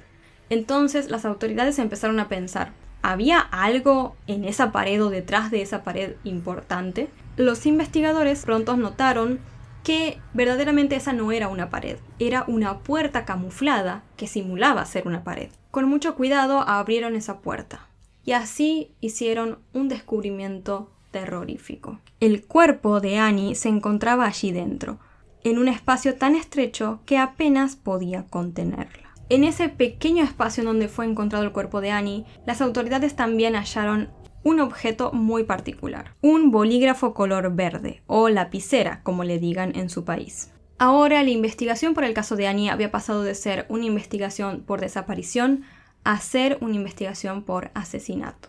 Los investigadores sabían que a partir de este momento tenían que hacer todo lo posible por descubrir quién era el responsable. Los familiares y amigos de Annie que habían volado para celebrar su boda, en lugar de ver llegar a Annie al evento sorpresivamente, se toparon con los agentes de policía, quienes les dieron la peor de las noticias. Habían encontrado el cuerpo sin vida de Annie. La tremenda noticia dejó a todos los familiares obviamente totalmente en shock y desconsolados. Se encontraron enfrentando una pérdida devastadora, en lugar de los momentos felices que esperaban compartir junto con Annie aquel día. En lugar de celebrar una boda, ahora se enfrentaban con el hecho de que tenían que investigar su muerte y buscar hacer justicia por Annie. La autopsia de la joven fue un poco difícil de llevar a cabo porque el cuerpo ya llevaba 5 días descomponiéndose. Pero de todos modos, los estudios develaron que Annie había sido asesinada por asfixia traumática, a través de compresión del cuello. Tenía además la mandíbula y la clavícula rota, heridas que se habían producido antes de su fallecimiento. Además, Annie tenía algunos hematomas en su cabeza. Durante el funeral de Annie, Jonathan, su prometido, estuvo muy callado. Parecía ser un hombre completamente destrozado. Se lo pudo ver también a Jonathan utilizando aquel día su anillo de bodas. Parecía que no tenía para nada intención de quitárselo. Una de las hermanas menores de Annie lloró muchísimo durante el funeral de ella. Ellas eran en verdad muy unidas. Siempre solían hacer cosas juntas como ir de compras, chismosear y demás. Annie también tenía muchos primos mucho más jóvenes que ella que estaban allí también. Y uno de sus primitos, uno de los más jóvenes, fue al funeral de Annie con un pequeño osito de peluche. Y él dijo que había llevado ese osito porque para él era muy especial, ya que Annie se lo había obsequiado. Y sí, literalmente todos los familiares de Annie estaban en el mismo lugar, ya que todos habían viajado para celebrar la boda. Sin embargo, en lugar de asistir a ese evento, terminaron yendo todos literalmente al funeral de la novia. Luego de algunas investigaciones, pudieron extraer del cuerpo de Annie 3 perfiles distintos de ADN. Uno pertenecía a la propia Annie, pero además había 2 perfiles más de ADN que eran masculinos. El primer paso fue chequear si alguno de estos perfiles se encontraba en la base de datos CODIS y solo uno de ellos fue un éxito. Uno de estos perfiles de ADN era compatible con un hombre llamado Chris Robinson, quien estaba en aquella base de datos por un delito grave de drogas hacia 8 años atrás. Pero sorpresivamente los investigadores descubrieron que este hombre estaba muerto. Chris Robinson había sido asesinado 2 años antes de la desaparición de Annie. Entonces, ¿cómo puede hacer que Annie tenga el ADN de una persona cualquiera que había fallecido 2 años antes? Chris nunca había sido estudiante de Yale, nunca había trabajado en el laboratorio, no tenía ningún tipo de vínculo con Annie. Para intentar dar una respuesta a esta incógnita, se empezó a creer que quizás Chris podía tener un gemelo, ya que los gemelos tienen secuencias de ADN prácticamente idénticas. Pero después se confirmó que Chris Robinson no tenía un hermano gemelo. Entonces parecía no haber ninguna explicación lógica para que ese ADN estuviera en el cuerpo de Annie. Hasta que finalmente uno de los detectives descubrió que en el año 2007, es decir, 2 años antes, el edificio de laboratorios había contratado a varias personas para trabajar en una ampliación del mismo, es decir, en la construcción de esa ampliación. Fueron a trabajar allí electricistas, plomeros y trabajadores generales. Entre ellos estaba Chris Robinson. Resultó ser que Chris había dejado su ADN en el edificio durante esa construcción de aquella parte del laboratorio. Al parecer este hombre mientras trabajaba en un momento empezó a sudar y fue ese sudor el que hizo que su ADN quedara en el edificio. Entonces, por esas casualidades, sin tener nada que ver ni tener nada en común, el ADN de Chris quedó pegado al cuerpo de Annie. Tiempo después al de la construcción, Chris fue asesinado en un bar, por un motivo muy diferente a toda esta historia, ya que fue debido a una situación de violencia entre pandillas. Es decir, que el único ADN del cual se tenía conocimiento básicamente llevaba a un callejón sin salida, porque Chris no tenía nada que ver con el crimen de Annie. Pero la policía para este momento ya tenía en vista a una persona en particular. ¿Se acuerdan cuando encontraron aquellas manchas de sangre y que la policía se quedó en esa habitación para cuidarla? Bueno, en ese tiempo, Raymond, el prometido de Jennifer, la mejor amiga de Annie, se había acercado a la policía. Un día, mientras las autoridades cuidaban esa habitación, Raymond se acercó y empezó a hablar con cada uno de los oficiales de policía. Pero su comportamiento fue un poco extraño porque estaba como nervioso y tartamudeaba al hablar. Parecía como si habría estado intentando ocultar algo. Pero lo más alarmante fue que en un momento Raymond intentó como empujar esa caja de cartón que tenía las manchas de sangre. Raymond después de esto se fue, pero volvió a ingresar a la habitación con materiales de limpieza. Y empezó a limpiar diciendo que ese era parte de su trabajo, porque recordemos que él trabajaba en ese laboratorio. Todos estos comportamientos fueron bastante sospechosos y no sé por qué no les llamó la atención a los investigadores desde un primer momento. Pero la realidad era que los detalles sobre Raymond Clark se volvían cada vez más intrigantes. Además de su comportamiento extraño, los investigadores notaron que tenía rasguños y moretones recientes en su cuerpo, lo que levantó sospechas adicionales. Los investigadores entonces se centraron ahora en chequear nuevamente todas las imágenes de las cámaras de seguridad, pero concentrándose específicamente en él, en Raymond. Y así notaron que ese día en el cual Annie desapareció, él tuvo varios comportamientos sospechosos. Por ejemplo, se había cambiado de atuendo varias veces y había salido del edificio 2 veces ese día. En ambas ocasiones su cara reflejaba bastante preocupación. La evidencia comenzaba a apuntar cada vez más hacia Raymond Clark. Así que para determinar finalmente si eran verdaderas estas sospechas, los investigadores procedieron a comparar el ADN encontrado en el cuerpo de Annie con el de Raymond. De esta manera, el análisis confirmó que el ADN de Raymond coincidía con el encontrado en la escena del crimen. Y para terminar de confirmar todas las sospechas, se descubrió que en una de las prendas de ropa de Raymond había sangre de Annie. Por otro lado, también se sabía que Raymond tenía una cierta debilidad por los bolígrafos o lapiceras de color verde. Y acordémonos que al lado del cuerpo de Annie se había hallado un bolígrafo de este color. Con todas estas pruebas incriminatorias, la policía arrestó a Raymond Clark de inmediato. Esto fue noticia en todas partes. La gente a nivel nacional estalló en aplausos, ya que finalmente habían encontrado al culpable del caso. Aunque inicialmente Raymond enfrentaba una posible sentencia de 120 años, finalmente llegó a un acuerdo de culpabilidad y lo condenaron a 44 años de prisión por el crimen de Annie Lee. Esto significa que Raymond saldrá de la cárcel aproximadamente a los 70 años de edad. Ya estaba claro que Raymond era el culpable del crimen de Annie Lee. Pero ¿por qué lo había hecho? ¿Por qué había decidido terminar con la vida de esta joven? Raymond se negó a decirle a nadie los motivos por el cual había cometido el crimen. E incluso hasta el día de hoy se niega y es un total misterio. Pero se descubrió que curiosamente Jennifer, quien era la novia y la prometida de Raymond, y también incluso la mejor amiga de Annie, había hecho una publicación en su Facebook unos días antes del crimen. En esa publicación ella dijo: "En esta época del año parece que los rumores están apareciendo más que las flores. O al menos eso es lo que se siente en Shale. He notado recientemente que mi relación parece ser el foco de muchos de estos rumores. Pero trato de ignorar esos rumores. Y trato de tener en cuenta que las personas que están detrás de ellos son personas un poco celosas. Quiero decir, la vida es demasiado corta. Mi prometido dice que no tiene ningún interés en ninguna de las otras chicas. No hemos terminado. Mi prometido no tiene ningún tipo de interés en ninguna de las chicas del Centro de Investigación Animal de Shale.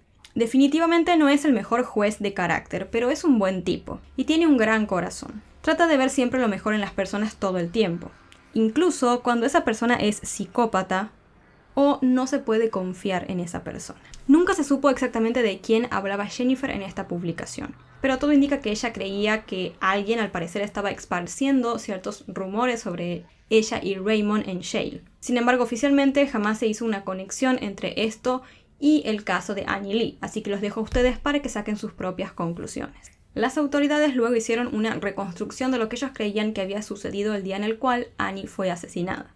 Ese mismo día, Annie había enviado un correo electrónico a varias personas diciendo que en unos días se ausentaría ya que estaba por casarse y por irse de luna de miel. Las autoridades especularon que Raymond podría haber tenido sentimientos quizás no correspondidos hacia Annie, y luego de leer este correo electrónico, se decidió a confrontarla en el laboratorio. Se cree que en el mismo laboratorio, luego de un posible rechazo por parte de Annie, Raymond pudo haberla golpeado, causando las salpicaduras de sangre que fueron luego descubiertas. Posteriormente se cree que Raymond trasladó el cuerpo de Annie hacia aquella habitación de almacenamiento, en donde continuó con sus intentos de asesinato.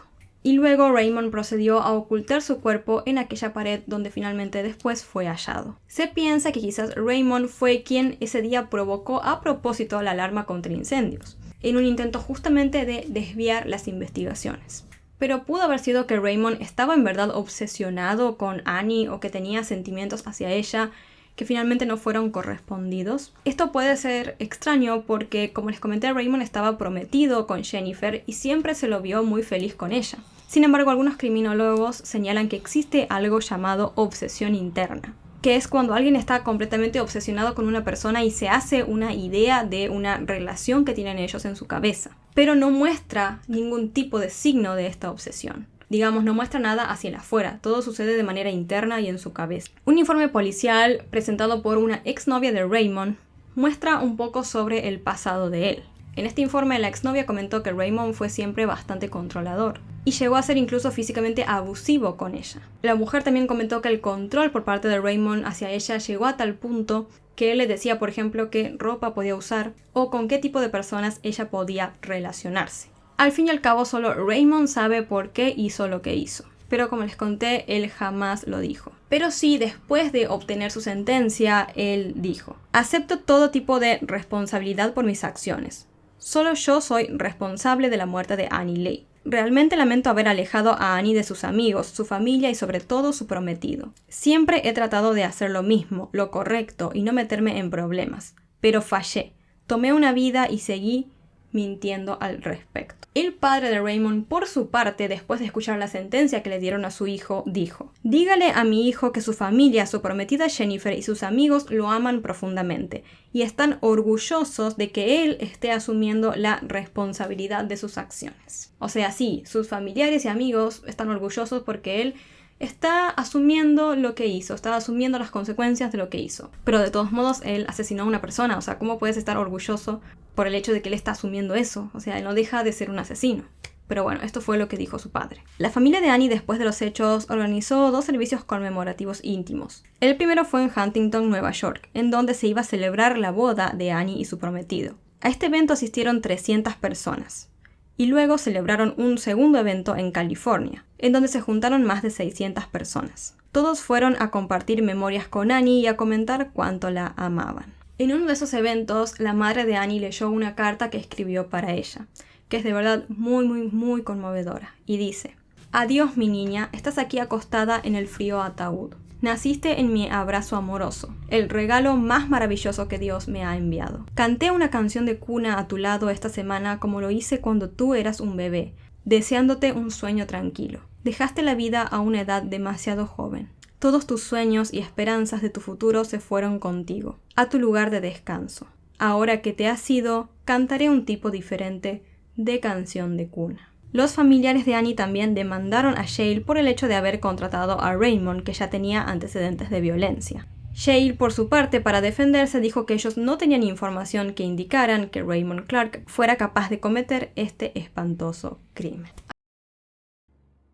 Courtney Cleaney nació en Texas, Estados Unidos. Desde pequeña fue muy consentida por su familia.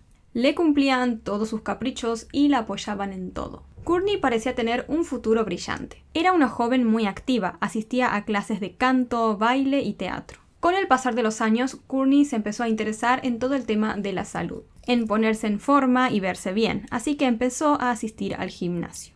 Luego se dio cuenta de que eso podía ser más que un pasatiempo, que podría convertirse en una profesión. Así que Courtney decidió dejar la escuela, no ir a la universidad y se certificó como entrenadora personal. Con el tiempo, Courtney se interesó también por todo el mundo de las redes sociales. Ella seguía a varias famosas e influencers que siempre lucían hermosas y perfectas, como las típicas chicas, modelos o cualquier tipo de influencer que muchas veces vemos en Instagram. Courtney seguía especialmente a las mujeres que son consideradas que tienen cuerpos increíbles porque quería ser como ellas. Como ya sabemos, a muchas chicas o personas en general, ver este tipo de imágenes siempre, es decir, de chicas que tienen cuerpos que para la sociedad son considerados perfectos y todo eso, y que casi no tienen defectos y demás, puede traer muchos problemas de autoestima y generar inseguridades. Pero a Courtney le pasó todo lo contrario. Ella pensó: si sigo a estas personas porque se ven así, yo también podría hacerlo. Puedo subir videos y contenido mostrando mi progreso y haciendo ejercicio. Así que básicamente eso fue lo que hizo. Courtney comenzó a subir videos de sus rutinas de ejercicio. Como era entrenadora personal, también empezó a ganar medallas en competencias de fitness y levantamiento de pesas. Todo lo documentaba en fotos y videos y luego lo subía a sus redes. Como por ejemplo, una de las plataformas que más utilizaba era su propio canal de YouTube. What's up guys, today I'm going to be making 2 Q&A videos. I decided that I would split it into 2, one personal and one fitness, just to keep the kind of worlds separate, I guess. De a poco, Courtney notó que sus fotos y videos de entrenamiento y fitness recibían cada vez más visualizaciones y me gusta. Así se dio cuenta de que sus redes sociales también podrían ser un ingreso extra para ella. Courtney entonces procedió a hacer diferentes colaboraciones con personas influyentes y marcas conocidas, como por ejemplo Playboy. En el 2016, Courtney decidió abrir su propia cuenta de OnlyFans, en donde se hacía llamar Courtney Taylor. La plataforma de OnlyFans nació ese mismo año, e inicialmente era un punto de encuentro entre los artistas y sus seguidores. La idea era ofrecer un lugar en donde los artistas les proporcionaran a sus fans contenido exclusivo, a los que podrían acceder a cambio de una suscripción mensual. Pero con el tiempo, OnlyFans se convirtió en una red social solo para adultos, en la que los creadores de contenido compartían imágenes y videos íntimos de todo tipo y categorías. Si bien existen canales gratuitos, la plataforma mantuvo esta idea original en la parte de que para poder acceder a muchos de estos contenidos, los usuarios tienen que convertirse en fans de la persona que los publica. Para eso tienen que suscribirse al perfil y abonar una cuota mensual, cuyo importe es fijado por el creador dentro de unos márgenes de mínimos y máximos que establece la plataforma. Al poco tiempo de que Courtney se creó su OnlyFans, empezó a tener muchísimos seguidores y por lo tanto también a ganar muchísimo dinero. En menos de 3 años, Courtney facturó más de $3 millones.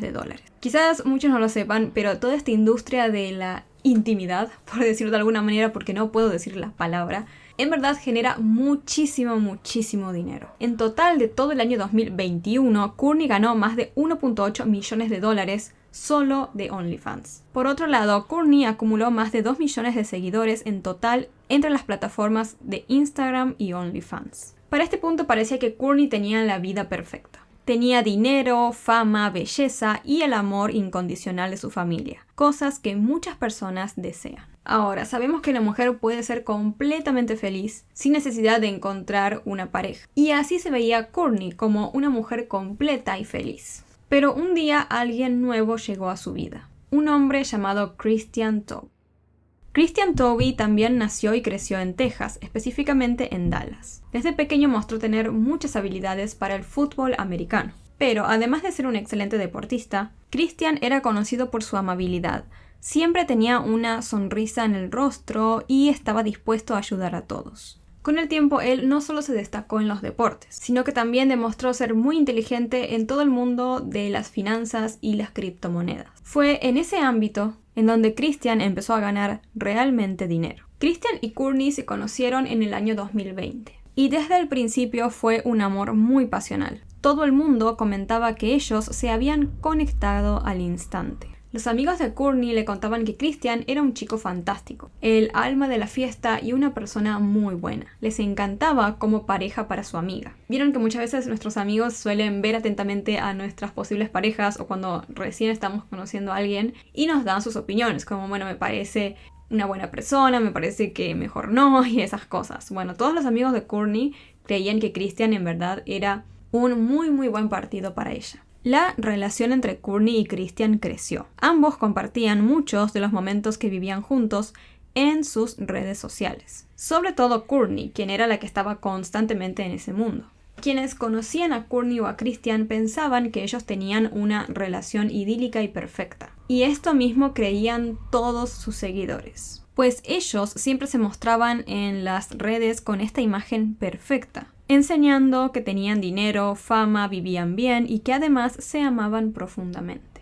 Pero ya sabemos cómo son las redes sociales. Ahí siempre vemos vidas que parecen totalmente perfectas, pues casi nadie suele compartir historias de sus momentos malos, solo de los buenos o de sus logros. Y creo que en verdad todos lo hacemos. Bueno, al menos yo no comparto mis momentos malos, o sea, capaz que puedo compartir posteos hablando sobre temas de ansiedad y ese tipo de cosas que siento que son muy útiles, pero no es como que subo en las historias cada vez que estoy viviendo un momento malo. No sé si ustedes lo hacen. Y esta idea de generar siempre una imagen positiva y feliz es aún más común y exagerado en las cuentas de los influencers, quienes tienen incluso el deber, por decirlo de alguna manera, de mostrarse así de perfectos y felices. Pues gracias a esa imagen muchas marcas quieren trabajar con ellos. Sabemos que esto puede generar ansiedad e incluso depresión en muchas personas, al ver que la vida de todos parece perfecta. Pero como estuvimos hablando, la realidad es que las redes sociales a menudo están muy alejadas de la verdad. Y la vida de Courtney Cleaney no era la excepción. Ella ocultaba muchos secretos detrás de sus fotos perfectas. Por un lado, Courtney tenía varias dificultades individuales, pues lidiaba con problemas con el alcohol y de otras sustancias que ya saben que no puedo mencionar. En el año 2020, ella fue detenida por chocar su auto contra otro. Tras este incidente, cuando los oficiales de policía revisaron su camioneta, encontraron una botella abierta y bastante consumida de tequila, lo que significaba que Courtney al parecer había estado bebiendo mucho ese día antes de manejar. Luego, el estudio de alcohol en sangre reveló que Courtney tenía 3 veces más del límite permitido para conducir. Por otro lado, la verdad era que Courtney y Christian estaban muy lejos de ser la pareja perfecta que aparentaban en sus redes sociales. Tenían muchas discusiones y en varios aspectos no se llevaban bien. Tenían también muchos comportamientos celosos. En términos generales, podríamos decir que compartían un vínculo bastante tóxico. Luego del choque que les comenté, Christian se convirtió en el asistente personal de Courtney. La idea era poder mantenerse más cerca de ella, cuidarla y ayudarla a manejar su dinero y su trabajo. Pero a medida que pasaba el tiempo, Courtney demostraba ser cada vez más celosa. En cada ocasión que salían juntos o con amigos, ella por cualquier motivo le hacía problemas a Christian, al punto que sus amigos llegaron a decir que lo único que escuchaban en sus salidas eran los gritos de Courtney. Poco a poco, de esta forma, Courtney fue alejando a Christian de todos sus amigos, ya que lo quería solo para ella. Por otra parte, el problema de alcohol de Courtney se fue haciendo cada vez más evidente. Y también los problemas en la relación entre ella y Christian, que ya incluían celos, empezaron a manifestarse en forma de violencia física. Y esto se vio de forma mucho más clara en julio del año 2020. Ese día la policía fue llamada al edificio donde vivían Courtney y Toby en Las Vegas. Supuestamente los vecinos habían escuchado una pelea entre ellos que parecía haberse puesto muy violenta. Cuando la policía llegó, lo primero que hicieron fue intentar hablar con Courtney. Ella les dijo que no se acordaba por qué había comenzado la pelea y que no tenía memoria de nada de lo que había sucedido. Después de esto, la policía por si acaso decidió arrestarla y la tuvieron detenida más o menos por unas 8 o 12 horas esa noche. Pero finalmente Courtney fue liberada y no se presentaron ningún tipo de cargos. Tras este evento, Christian y Courtney decidieron mudarse. Querían vivir en una ciudad más animada y vibrante, por lo que optaron por Miami. Como muchos sabrán, Miami es conocida por ser una ciudad enérgica y llena de vida. Tiene una vida nocturna muy activa con numerosos clubes, bares y restaurantes, que nunca duermen. Además, es un imán para personas adineradas y famosas, atraídas por su clima cálido, playas hermosas y oportunidades de entretenimiento sin fin. En enero de 2022, cuando la pareja se mudó a Miami, no eligieron cualquier casa o departamento. Optaron por vivir en un edificio que se conoce por ser muy costoso. Según dicen, un alquiler de un piso en este edificio de Miami cuesta aproximadamente $10,000 al mes. Es un departamento con 3 dormitorios y 3 baños. Bastante grande, sí. Pero $10,000 al mes, chicos. O sea, hay gente en Latinoamérica que cobra eso con suerte trabajando un año entero. Esto para que se den un poco la idea de lo lujoso que era el lugar. Pero vivir en la atractiva ciudad de Miami no ayudó a Courtney y Christian con su relación, pues la misma fue empeorando cada vez más y más, hasta llegar al punto en el que literalmente vivían peleando. Incluso hubo una ocasión en la que Courtney se molestó tanto que decidió lanzar todas las cosas de Christian por el balcón de su lujoso departamento en Miami. También hay ciertos videos que obviamente no se los puedo poner, en donde se ve a Courtney gritándole a Christian en uno de los ascensores del mismo edificio. Algunas personas dijeron que parece que Christian estaba riéndose en estos videos. Así que no sabemos si estas actitudes eran parte como de la dinámica de la relación entre ellos o si quizás él consideraba esto como algo normal. Sin embargo, muchas otras personas consideraban que esos videos mostraban una clara reacción muy violenta por parte de ella hacia él. Sin embargo, estas no fueron las únicas situaciones de ataques de Courtney hacia Christian que se hicieron públicas. Por ejemplo, en noviembre Christian le envió un mensaje a su novia que decía lo siguiente: "Lo más loco de todo es que ayer, cuando tú me apuñalaste en la pierna y viste que tan mal me dolía y que no podía caminar ni hacer nada, tú me estabas diciendo que desearías que pudieras quitarme el dolor, que desearías que fueras tú y no yo. La siguiente mañana aún así me desperté feliz. Aún así te di un buen día, aunque mi pierna estuviese doliendo porque mi novia me apuñaló. Así que ahora me estás diciendo que tú no puedes hacer lo mismo al día siguiente. Y decir, lo que sea que haya pasado la noche anterior, hoy es un nuevo día. Porque eso es lo que hago por vos. Me desperté feliz, te llevé a Las Vegas y manejé de vuelta. Te ayudé con las fotos, bebí contigo para que tuvieras un buen día. Y yo estoy haciendo todo esto mientras mi pierna me duele muchísimo. ¿Acaso te hice sentir mal por apuñalarme? No, solo lo aguanté y esperé que mañana fuera mejor". Christian también le envió otro mensaje a un amigo que decía: "El amor me va a matar. ¿Qué hubiera pasado si el cuchillo hubiera cortado mis labios y no hubiera cortado por mi barba, mi cachete o por mi ojo? ¿Qué hubiera pasado? Febrero fue el peor mes. Hasta ahora me fueron infiel. Me llamaron esa palabra otra vez. Me abofetearon en mis puntadas, que se volvieron a abrir varias veces. Y no se están curando lo suficientemente rápido". En varias ocasiones la policía fue llamada al departamento de la pareja porque los vecinos seguían escuchando peleas muy fuertes entre ellos. Y no solo los vecinos del piso de arriba o de abajo o de los lados eran los que escuchaban, sino también personas que vivían 2 pisos arriba de ellos llegaron a llamar a la policía. Así que en parte bien por los vecinos, ya que muchas veces algunas personas cuando escuchan este tipo de situaciones deciden no involucrarse, y en varias ocasiones también esta decisión de no involucrarse puede hacer que la situación termine bastante mal. El día 2 de abril de 2022 parecía que Courtney y Christian estaban teniendo problemas nuevamente y una discusión que se estaba volviendo violenta. Al principio ella fue a hablar con el guardia de seguridad del edificio y le dijo que la pelea se había originado porque ella había sacado a pasear a los perros y que Christian la había seguido. Ahí, según contó Courtney, Christian se empezó a poner violento con ella. El guardia de seguridad le consultó si ella quería que Christian abandonara el edificio, pero Courtney le dijo que no. De todos modos, el guardia decidió llamar a la policía. Cuando los oficiales llegaron y hablaron con Courtney, ella empezó a tener comportamientos extraños, declaraciones contradictorias y parecía estar mentalmente inestable. Ella afirmó al principio que no pasaba nada y que no sabía por qué habían llamado a la policía, cuando hace tan solo unos minutos atrás ella misma le había dicho al guardia de seguridad del edificio que su novio se había puesto violento con ella, pero luego frente a la policía Courtney se contradijo.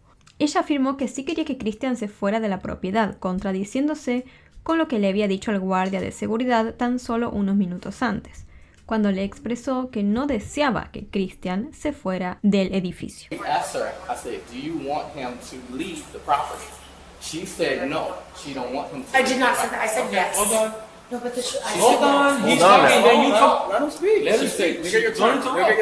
Pero después Courtney cambió su versión. Dijo que estaba feliz de que la policía estuviera allí porque quería pedir una orden de restricción en contra de su novio Christian. La policía le explicó que no podían emitir esa orden en ese momento y que ella debería solicitarla en la corte. Sin embargo, Courtney insistió en que ella quería hacerlo antes de que Christian lo hiciera con ella. I want a restraining order against Christian and Kelly. We don't issue those. Because, no, I'm serious. Can I do that? Where can I go to court. Sin embargo, la policía le dijo a Courtney que no tenían motivos sólidos para ponerse en contra de Christian. Además de que él vivía en el mismo departamento que ella, tenía todas sus pertenencias y el mismo derecho a entrar. Por lo tanto, si ella quería colocar una orden de restricción en su contra, debía hacerlo sí o sí yendo a la corte. You could hear me. You ask me, how can I get a restraining order against him? I answer you, we don't issue those. That's through court. You ask me, I need to get one before him. I told you, the only way is for you to get to court. Ante esta respuesta por parte de los oficiales, Courtney se desesperó. Quería obtener esa orden de restricción de inmediato. Así que la policía tuvo que explicarle nuevamente que en verdad no se podía. Y digamos que las cosas se calmaron y quedó todo así en ese momento. Tan solo unas horas después del incidente con la policía, Courtney y Christian solucionaron sus problemas. Y digamos que quedaron bien. Continuaron con su vida en pareja. Hasta que, al día siguiente, el día 3 de abril del año 2022, el 911 recibió una llamada espantosa. Quien llamaba era Courtney Cleaney, a quien se le escuchaba notablemente angustiada pidiéndole disculpas a su novio. Me voy a morir, no puedo sentir mi brazo. Mi novio se está muriendo de una puñalada, le explica ella a la operadora. Bebé, lo siento mucho, dice entre lágrimas y clama por ayuda. Christian, en estado que parecía ser muy débil, le proporcionó a la operadora del 911 la dirección de su casa y les suplicó que enviaran ayuda inmediatamente, porque él estaba temiendo por su vida. La policía llegó de inmediato al departamento de la pareja y se encontraron con una escena espantosa. El interior de la vivienda estaba lleno de sangre. La misma era de Christian, quien se encontraba tirado en el piso, sangrando por haber sido apuñalado. La cantidad de sangre que había sugería que el joven podría haber estado sangrando durante mucho tiempo antes de que se hiciera esa llamada al 911. Courtney se encontraba también dentro del departamento, totalmente sana, pero sí visiblemente asustada. La ayuda médica y la policía llevaron rápidamente a Christian al hospital más cercano, conscientes de que cada minuto contaba para intentar salvar su vida. Por otro lado, la policía llevó a Courtney para ser interrogada. Así que por un lado tenemos a Christian, quien fue llevado al hospital luchando por su vida, y por el otro estaba Courtney, quien fue llevada a la comisaría para ser interrogada. Christian la peleó en el hospital, pero lamentablemente falleció debido a sus heridas. Quedó bastante claro que el joven había sido apuñalado en el corazón, con un cuchillo que le fue clavado de bastante cerca. Y ya sé que esto parece muy obvio, porque si una persona quiere herir a otra con un cuchillo, se lo vas a clavar, por decirlo de alguna manera, súper cerca de su cuerpo. Pero créanme que esta información va a ser importante más adelante. Por su parte, en la comisaría fue impresionante cómo Courtney habló absolutamente todo con la verdad apenas llegó, sin ni siquiera tener a un abogado a su lado. Según la versión de Courtney, ella les dijo a los policías que efectivamente tanto ella como Christian habían discutido la noche anterior, pero que luego se habían reconciliado y que todo parecía estar bien. Al día siguiente se despertaron juntos y todo parecía normal. Ella estuvo hablando con su mamá por la mañana y luego vio algunos videos de crimen de algunos youtubers que seguía en ese momento. Sí, o sea, Courtney, antes de vivir toda esta situación del 911, estaba viendo videos de true crime. Digamos, estos mismos que yo estoy haciendo en este momento y que ustedes están viendo, bueno, estaba viendo Courtney ese día. Después, Courtney contó que hizo una transmisión en vivo en su Instagram. Recordemos que ella era influencer y que tenía millones de seguidores, así que hacer vivos era algo normal en su vida. Y fue justo en ese momento que su novio decidió salir a dar un paseo para despejarse y comprar comida para el almuerzo. Según Courtney, cuando él volvió con la comida, comenzaron a pelear. Porque supuestamente ellos se compartían su ubicación siempre, pero ella se negó a compartir la suya ese día. Esto empezó a ser un gran problema y la pelea se intensificó. Fue entonces que, según contó Courtney, Christian la agarró a ella del cuello y la empujó al suelo. Ella dijo que en ese momento empezó a llamar a su madre por teléfono pidiendo ayuda, lo cual enfureció aún más a Christian. Ahí, cuando Christian comenzó a enojarse mucho más, se acercó a Courtney. Pero ella tenía un cuchillo en la mano y le advirtió que no se acercara más porque estaba asustada. Courtney contó que Christian continuó avanzando hacia ella hasta quedar a una distancia de unos 10 pies.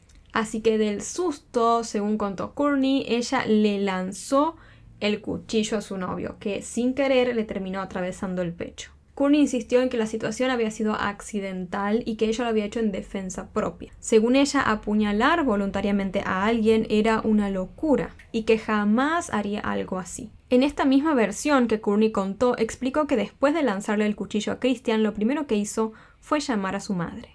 Ahora, si esto es cierto por cómo se analizaron los tiempos de los hechos, significaría que Courtney estuvo más de 13 minutos en llamada con su madre antes de llamar al 911. Y yo me pongo a pensar, ¿por qué tardarías tanto? Si toda la situación fue accidental y estás preocupada por la vida de tu novio, ¿vas a estar 13 minutos hablando con tu madre en lugar de llamar inmediatamente a la policía o a la ambulancia? O quizás las cosas habían sido diferentes. Quizás durante esos 13 minutos Courtney y su madre planearon alguna versión para darle a la policía. Y créanme que esto puede llegar a tener bastante sentido por algo que les voy a comentar más adelante. Luego, durante este mismo interrogatorio, se le preguntó a Courtney sobre el incidente del día anterior, en el cual había ido a la policía y ella se había contradecido con las cosas que decía y todo eso. Le preguntaron si verdaderamente ella había pedido que llamaran a la policía o no, ya que como les conté al principio, dijo que sí y después que no. Courtney contó durante ese interrogatorio que le había dicho al guardia de seguridad que no llamara a la policía, porque no era la gran cosa y no había necesidad de que la policía estuviera involucrada. Pero Courtney siguió cambiando constantemente su historia y se contradijo varias veces también en este interrogatorio, al igual que lo había hecho con los policías en su edificio. Luego de más de 2 horas de preguntas, se le dejó saber a Courtney que Christian no había sobrevivido al ataque. Porque recordemos que ella no sabía. Todo el tiempo que Christian estuvo en el hospital luchando por su vida y hasta que falleció, ella estuvo en la comisaría siendo interrogada. Así que sí, Courtney se enteró en ese momento que su novio Christian había fallecido por su ataque. Y todo este momento quedó grabado. Christian is dead. Oh my God.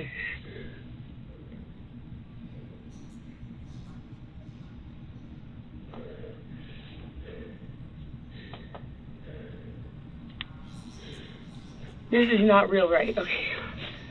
No, there's no fucking way.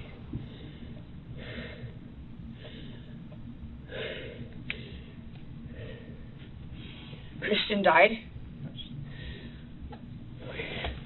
Can I please have a hug? Am I allowed to do that in here? Sure. Relax. You'll be fine. No. Calm down. Calm down. Just take deep breaths. I've been crying so much, Don't. and I just can't even cry right now. Por su parte, la madre de Christian se enteró de la muerte de su hijo de la peor manera. Ella no sabía nada de lo que había sucedido. Y de la nada la llamaron del hospital para preguntarle si aún estaba dispuesta a donar los órganos de su hijo. Fue así como se enteró del fallecimiento de Christian, ya que hasta ese momento nadie más, ni la policía, ni los investigadores, ni nadie había hablado con ella al respecto. Ella no tenía ni idea de que Christian había sido apuñalado, que había sido llevado al hospital, ni nada.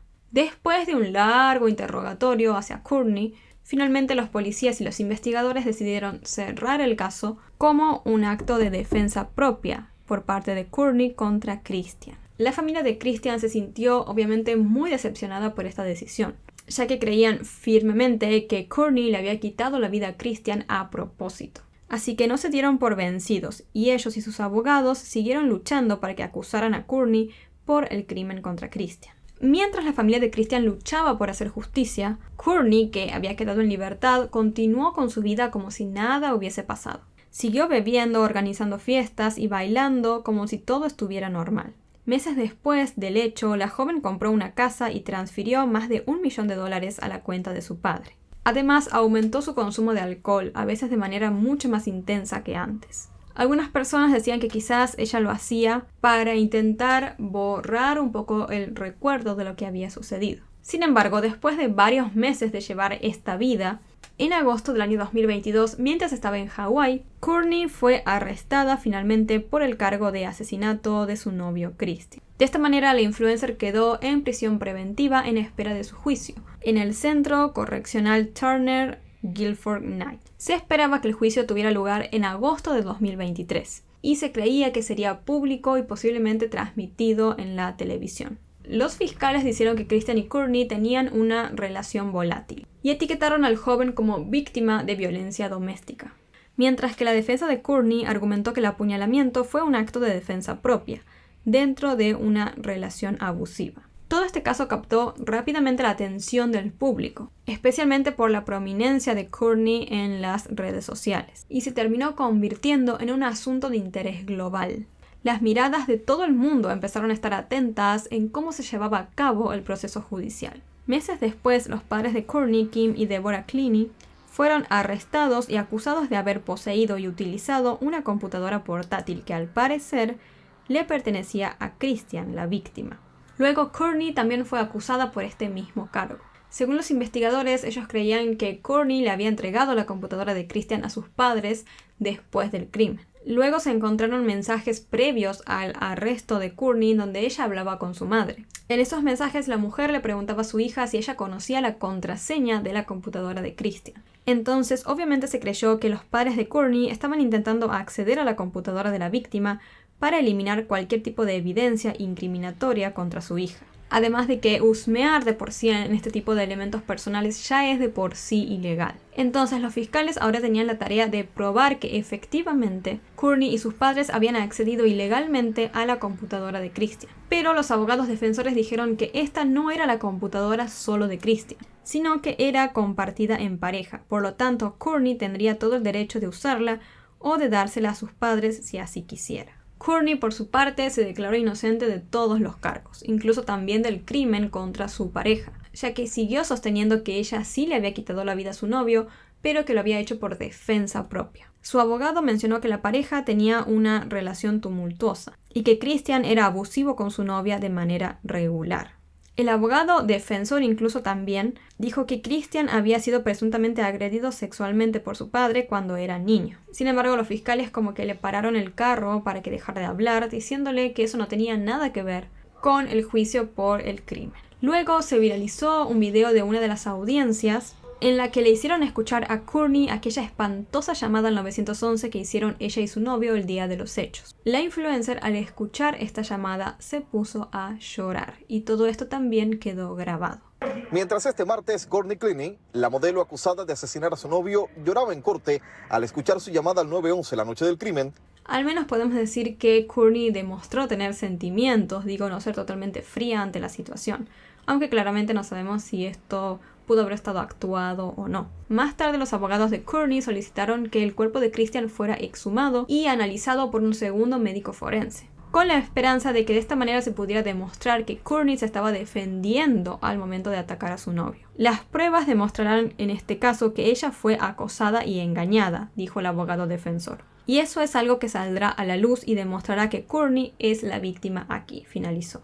Sin embargo, esta solicitud terminó siendo retirada por el equipo de Courtney, ya que reconocieron que no era práctico exhumar el cuerpo de Christian que estaba enterrado en Texas cuando el juicio se estaba llevando a cabo en Florida. La familia de Christian también y lógicamente se opuso a esta idea. Su abogado dijo que sería echar sal en la herida para una familia que ya estaba en duelo. Ahora, este juicio hoy en día aún se continúa llevando a cabo. Están saliendo noticias constantemente, así que si para el momento en el cual suba este video hay algún tipo de actualización importante, se la voy a estar dejando en un comentario fija.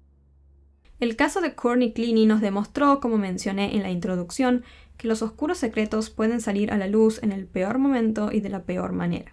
Este caso evidenció que lo que vemos en las redes es solo una fachada en muchas ocasiones, y que hay mucho más en la vida de una persona de lo que se muestra en sus cuentas o sus fotos. La verdad detrás de la relación de Kourtney y Christian salió a la luz de la forma más repentina y espantosa ante el mundo.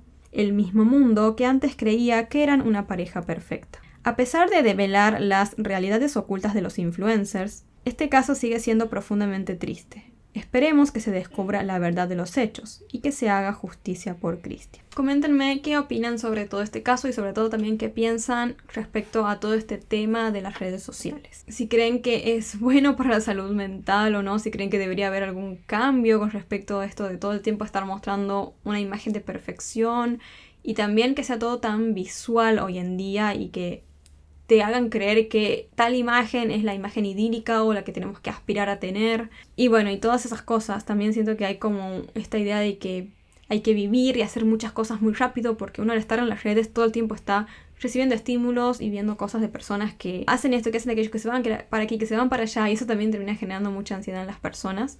Y bueno, todo ese tipo de cosas. Obviamente que las redes sociales tienen muchísimas cosas positivas, obvio, pero bueno, creo que como todo en la vida, cuando tienes muchas cosas positivas también hay muchas cosas malas. Y creo que bueno, si el mundo al menos no va a cambiar y va a seguir pasando todo esto de que las personas van a querer siempre estar mostrando imágenes perfectas y vidas perfectas y generando una idea de una imagen que uno tiene que llegar a ser o llegar a tener sí o sí, al menos creo que el trabajo lo tenemos que hacer nosotros mismos e intentar que nos afecte lo menos posible. En el sentido de entender que justamente eso no es más que una imagen, que hay mucho más en la vida de las personas, además de lo que solamente muestran en sus fotos. Y nada, evitar que nos generen ansiedades, inseguridades, o que nos lleven a hacer cosas que quizás no queremos hacer solamente porque pensamos que tenemos que llegar a algo. Y todo ese tipo de cosas que al fin y al cabo nos terminan dañando en vano porque justamente como les digo, muchas veces no es más que una simple imagen y nada más. Espero les haya resultado de interés esta historia. Espero que de verdad se haga justicia en este caso, que se descubra la verdad de todo. Y bueno, si hay, como les comenté, si hay algún tipo de actualización o algo nueva, les voy a dejar en un comentario fijado. Como siempre, antes de irme los invito a suscribirse al canal y activar la campanita de notificaciones para que YouTube les avise cada vez que suba un nuevo video. También les dejo por acá mis redes sociales, un botón por acá justamente para que puedan suscribirse y por acá abajo videos o listas de reproducción recomendadas para ustedes. Recuerden que en la descripción también siempre está el link a mi botón de donaciones de PayPal por si alguien quiere realizar algún aporte al canal, y si no también tienen el botón de super gracias de YouTube. Y por otro lado también ya tenemos activadas las membresías del canal, así que están totalmente bienvenidos a hacerse miembros. Van a tener varios beneficios, como por ejemplo ver los videos antes que nadie y sin anuncios, emojis especiales, publicaciones especiales para ustedes, fondos de pantalla exclusivos, etc. Es el precio más barato, o sea, lo más barato que YouTube me dejó poner, así que bueno, depende del país, como que varía el precio, pero es el más barato que YouTube me permitía. Así que bueno, muchas gracias por verme, les mando un beso gigante, cuídense mucho y los veo en la próxima.